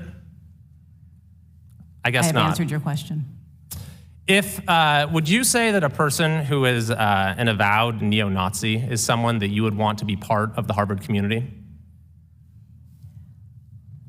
Those are not consistent with Harvard's values, but at the same time, we allow a wide berth for free expression. But the question was, would you want views. such a person who is an avowed neo-Nazi to be part of the Harvard community? Yes or no? Those are not consistent with Harvard values. So you would not want such a person to be part of the community? Those are not consistent with Harvard values. Would you want someone who has called for the eradication of the Jewish people to be part of the Harvard community? Again, those are not consistent with Harvard values, where we are committed to making Would you no want space someone on who our has campus called for the anti-Semitism. elimination of the state of Israel to be part of the Harvard community? There is no place at Harvard for anti-Semitism. But the elimination of the state of Israel, someone who advocates for that, is that someone you'd want to be part of the Harvard community? There is no place for anti-Semitism at Harvard. You're not answering my questions very well, Dr. Gabe, so I'll move on. You've said today that you're proud of Harvard's initial response, the initial steps Harvard has taken in the immediate aftermath of October 7th. But one of your predecessors, Dr. Larry Summers, was anything but proud. He said that in his 50 years of Harvard affiliation, I have never been as disillusioned and alienated as I am today. The silence from Harvard's leadership has allowed Harvard to appear at best neutral towards acts of terror against the Jewish state of Israel. Looking back, is there anything you would have done differently in the aftermath of October 7th? So to be clear about what I was doing on October 7th, it was identifying whether or not we had any faculty or Is there students anything who you were would have Israel. done differently? Had I known that the statement issued by the students would have been wrongly attributed to the university, I would have spoken sooner about it, but I was focused on action that weekend, not statements. Well, I appreciate you saying that, but it's clear for me from your testimony, President Gay, I don't think you're a person of any kind of prejudice yourself, but you clearly seem to believe that that the forces of anti-Semitism are a constituency that needs to be catered to. I think that's clear from your silence, from the carefully parsed statements, from the Orwellian passive voice, and unfortunately, that message was heard loud and clear by the forces of anti-Semitism on your campus and has reverberated across American higher education and seeped into our broader culture. So we need fundamental cultural change on university campuses. Thank you, Mr. Kiley. Mr. DeSanya, you're recognized for 5 minutes. Thank you, Madam Chair. I want to thank the witnesses and just comment. I guess this is the best and worst of times from my perspective for this committee, that looking at the panel and the positions you hold are not something that I could have imagined when I went to college many years ago. So thank you for your vocations. I mean that with all sincerity, not your careers. Dr. Gay, I want to just mention last night I had a wonderful conversation with a dear friend who I started my friendship with at your institution. Gabby Giffords and I were both in state and local government. We went to that program, and it was a wonderful experience. And it was one of those examples of where academia interacted with the real world in the world of action. So I want to thank you for that. Dr. Nadell, I wanted to talk to you as somebody from the Bay Area and very involved with technology for many years about its impact on our public discourse, on hatred, on anti-Semitism, on racism. I'm reflecting on a Berkeley professor, Michael Goldhaber, I think. Let me check. Yes, he's the Cassandra of the internet, according to the New York Times, where 30 years ago he predicted that once people started to connect with technology, that the sociology of reality and knowledge would change. And I would say this hearing is a comment to that. So could you comment on social media's impact on anti-Semitism and hatred, both in academia and as you see it in your research? Thank you for the question. Social media has been probably the most destructive force for spreading anti-Semitism ever imaginable, certainly in my own lifetime. When a pop star like Kanye West can put out a few messages that are anti-Semitic, and he has millions and millions of followers, and in the wake of that, Jewish students were also feeling terribly unsafe and insecure. And we have seen this over and over, and we have seen it harnessed, not only from the left, but we've also seen it harnessed from the right. Social media and various chat forums, various different platforms were used to create the Unite the Right rally in 2017. And of course, the man who's been convicted of murdering 11 people at the Tree of Life Synagogue also posted on social media that he wasn't waiting any longer and he was going in. So it's been terrible. And there's been so much really good research and writing on the subject matter in the last 10 years, where I'm thinking about The Shallows from Nicholas Carr in 2005, where his research shows that globally our skulls are actually decreasing because of how we retain and absorb information.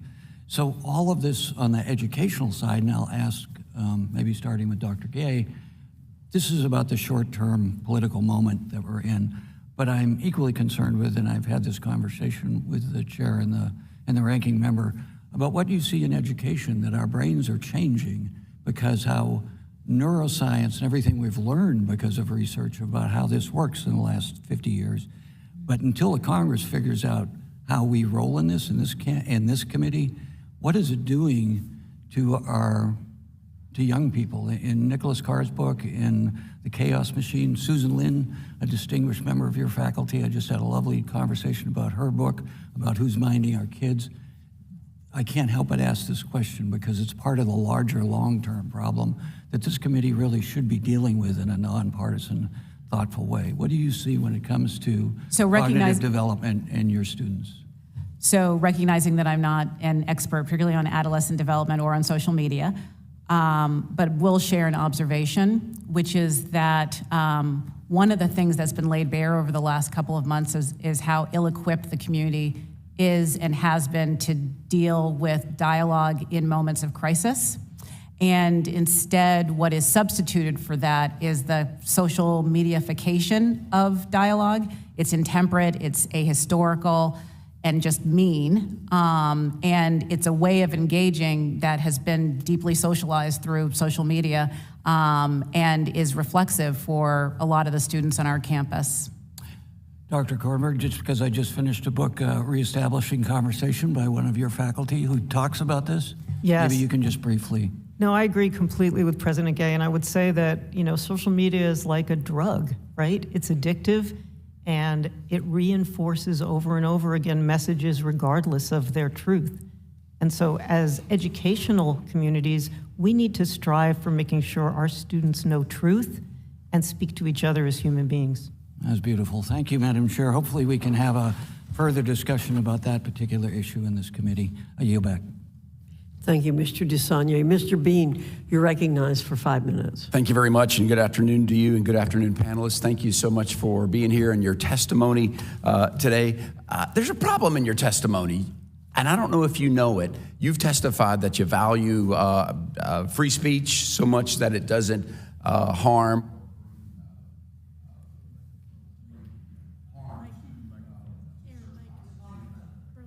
Very good. Thank you. It came off, Madam Chair. Your testimony today, you've all testified that you value free speech so long as it doesn't interfere or harm students. You've said that you've created a very safe haven and you value safety for your students.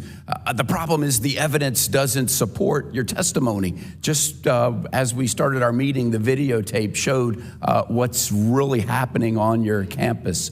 The America sees what's happening, not only on your campuses, but at campuses across America. And then just today, we had some courageous students, some of which are still in this room today, courageous students that testified on your campuses, contradicting your testimony that it's a safe space. It's not a safe space. Imagine trying to be a Jewish student on campus and just going to the library, going to class, going to wherever just being scared to death. That's real. That's real. So these videos and the testimony just doesn't add up. Here is some things that are we've seen. America has seen. There are these anti-Jewish campus organizations called Students for Justice in Palestine.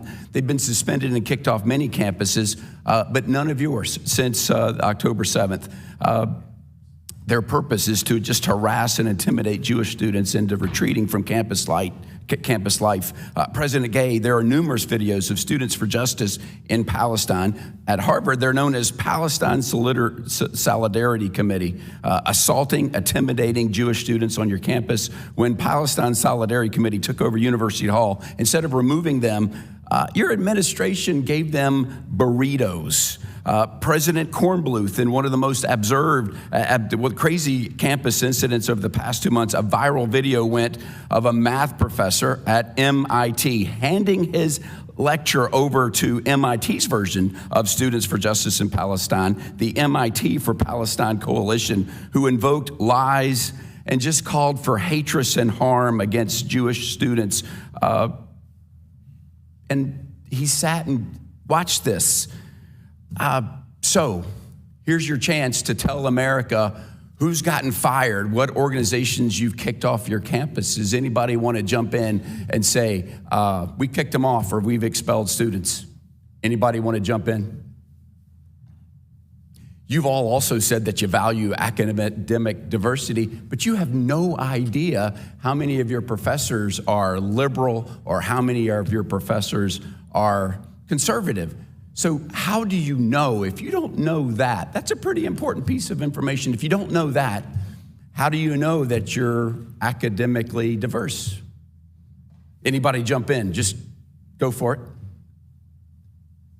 I just happen to have the Harvard Crimson, which did a study of their professors on Harvard campuses. This is dated last year. 80% of professors either identified as liberal or very liberal. 80% of the faculty there versus 1%. identified as conservative, 0% identified as very conservative. So 80% versus 1%. President Gay, is that the type of academic diversity that you brag about at America's leading institution, Harvard? We seek to have a very diverse campus on every 80% dimension. versus 1%, you would say that's diverse. Madam Chair, I'd like to yield the remaining of my time to the gentlewoman from New York, Ms. Stefanik. Thank you. Dr. Gay, according to the Hillel College Guide, the Crimson Freshman Survey, and even Harvard's own Education Next journal, the population of Jewish undergrads at Harvard has plummeted from roughly 25% in the 1980s to between 5 and 10% now. Why is that? That is not data that we collect as part of the admissions process, so I can't speak to those numbers or to the trajectory. So what is the percentage of students who are Jewish at Harvard in undergraduate now? We do not collect religious affiliation as part of the admissions process. Do you not rely on data collected by Harvard Hillel, which you visited for the first time after October 7th? I'll just be honest with you. When I was a freshman, I enjoyed going to Harvard Hillel and had the opportunity to celebrate Shabbat dinners with my fellow undergrads. The fact that it took you until after October 7th to go to Harvard Hillel is unacceptable. Yield back. Thank you. Mr. Moran, you're recognized for 5 minutes. Thank you, Madam Chair. Dr. Gay, I'd like to direct my questions to you, if that's okay. In an open letter to members of the Harvard community that's posted on Harvard's website, you stated the following, quote, "Anti-Semitism has no place at Harvard," end quote. You also said, quote, "We are committed to doing the hard work to address the scourge," end quote. Just moments ago when Representative Kiley asked you questions, you reaffirmed one of those statements and said, "There is no place at Harvard for anti-Semitism." Will you now reaffirm those statements today with me? Yes.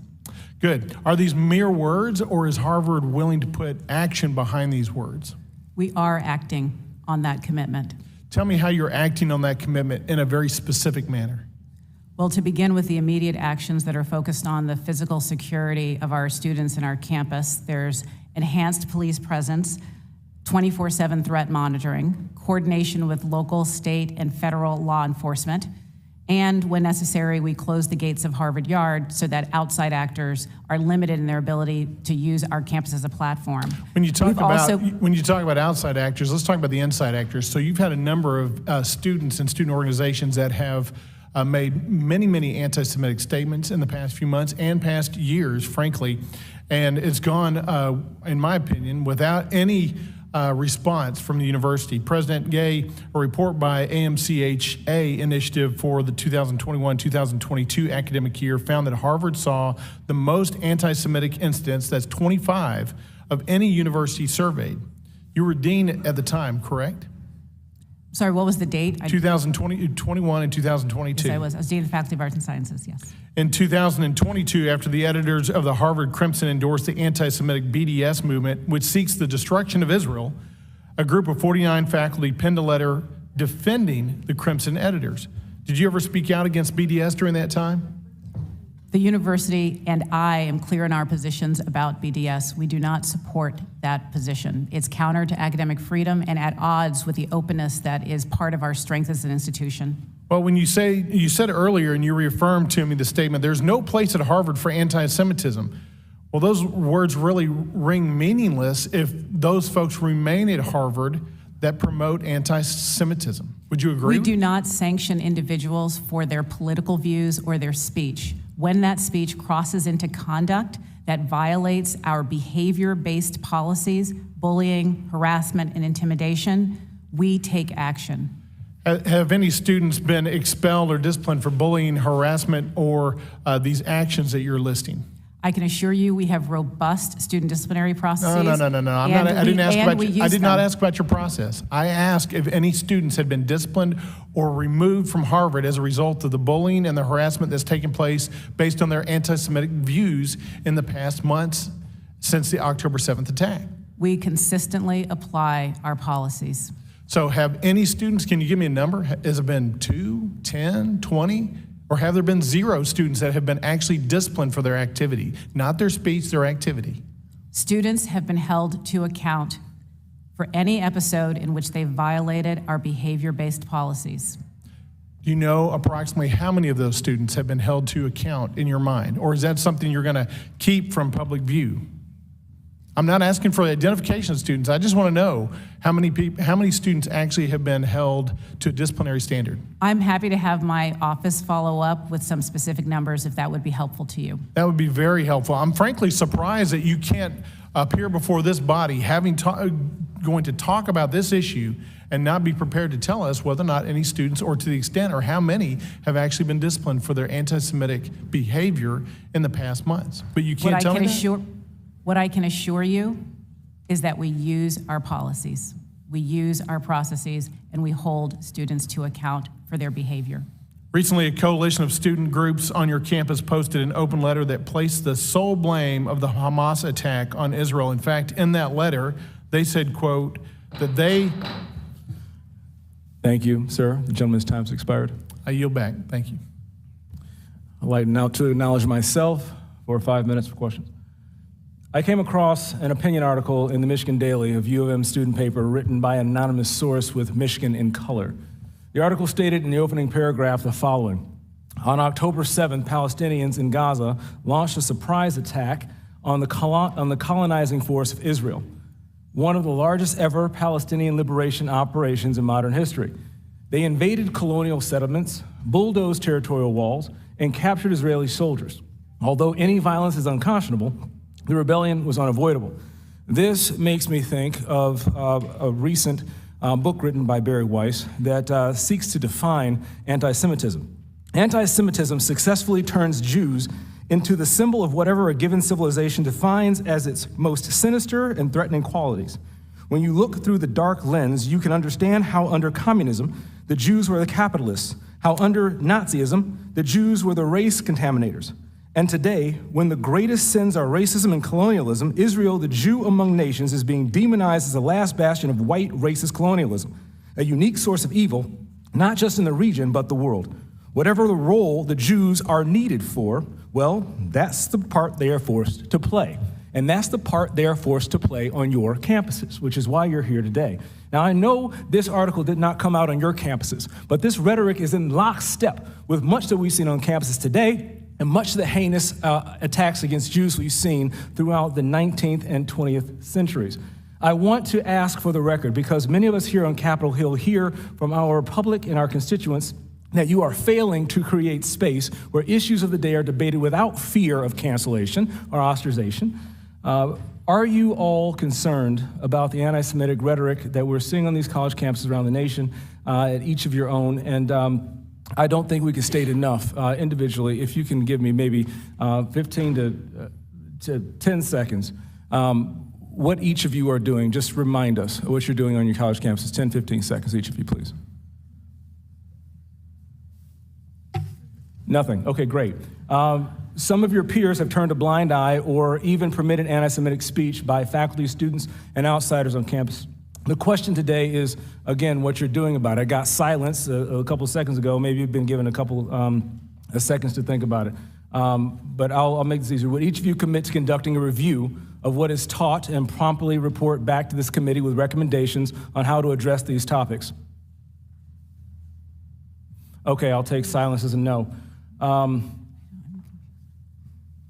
I want to just say that I'm greatly concerned that students are being taught to view certain groups as oppressors, and now apparently that includes Jewish people. And the silence on my two direct questions, I think, serves as a glaring answer for your lack of commitment for standing in opposition. I fear our future and the future of our nation when oppression is used so generally to green light reverse discrimination by people that hide behind your institutions and this institutional leaders themselves. So with that, I'm just going to go ahead and move on, because I don't think you have any satisfactory answers for me. The House is currently in a series of votes, and members need to be on the House floor. As such, the committee shall stand in recess until immediately following this last vote. I urge my colleagues to return quickly to the hearing following votes, and I appreciate the patience of our witnesses and the audience. I would ask that you all remain in your seats so our witnesses are able to leave.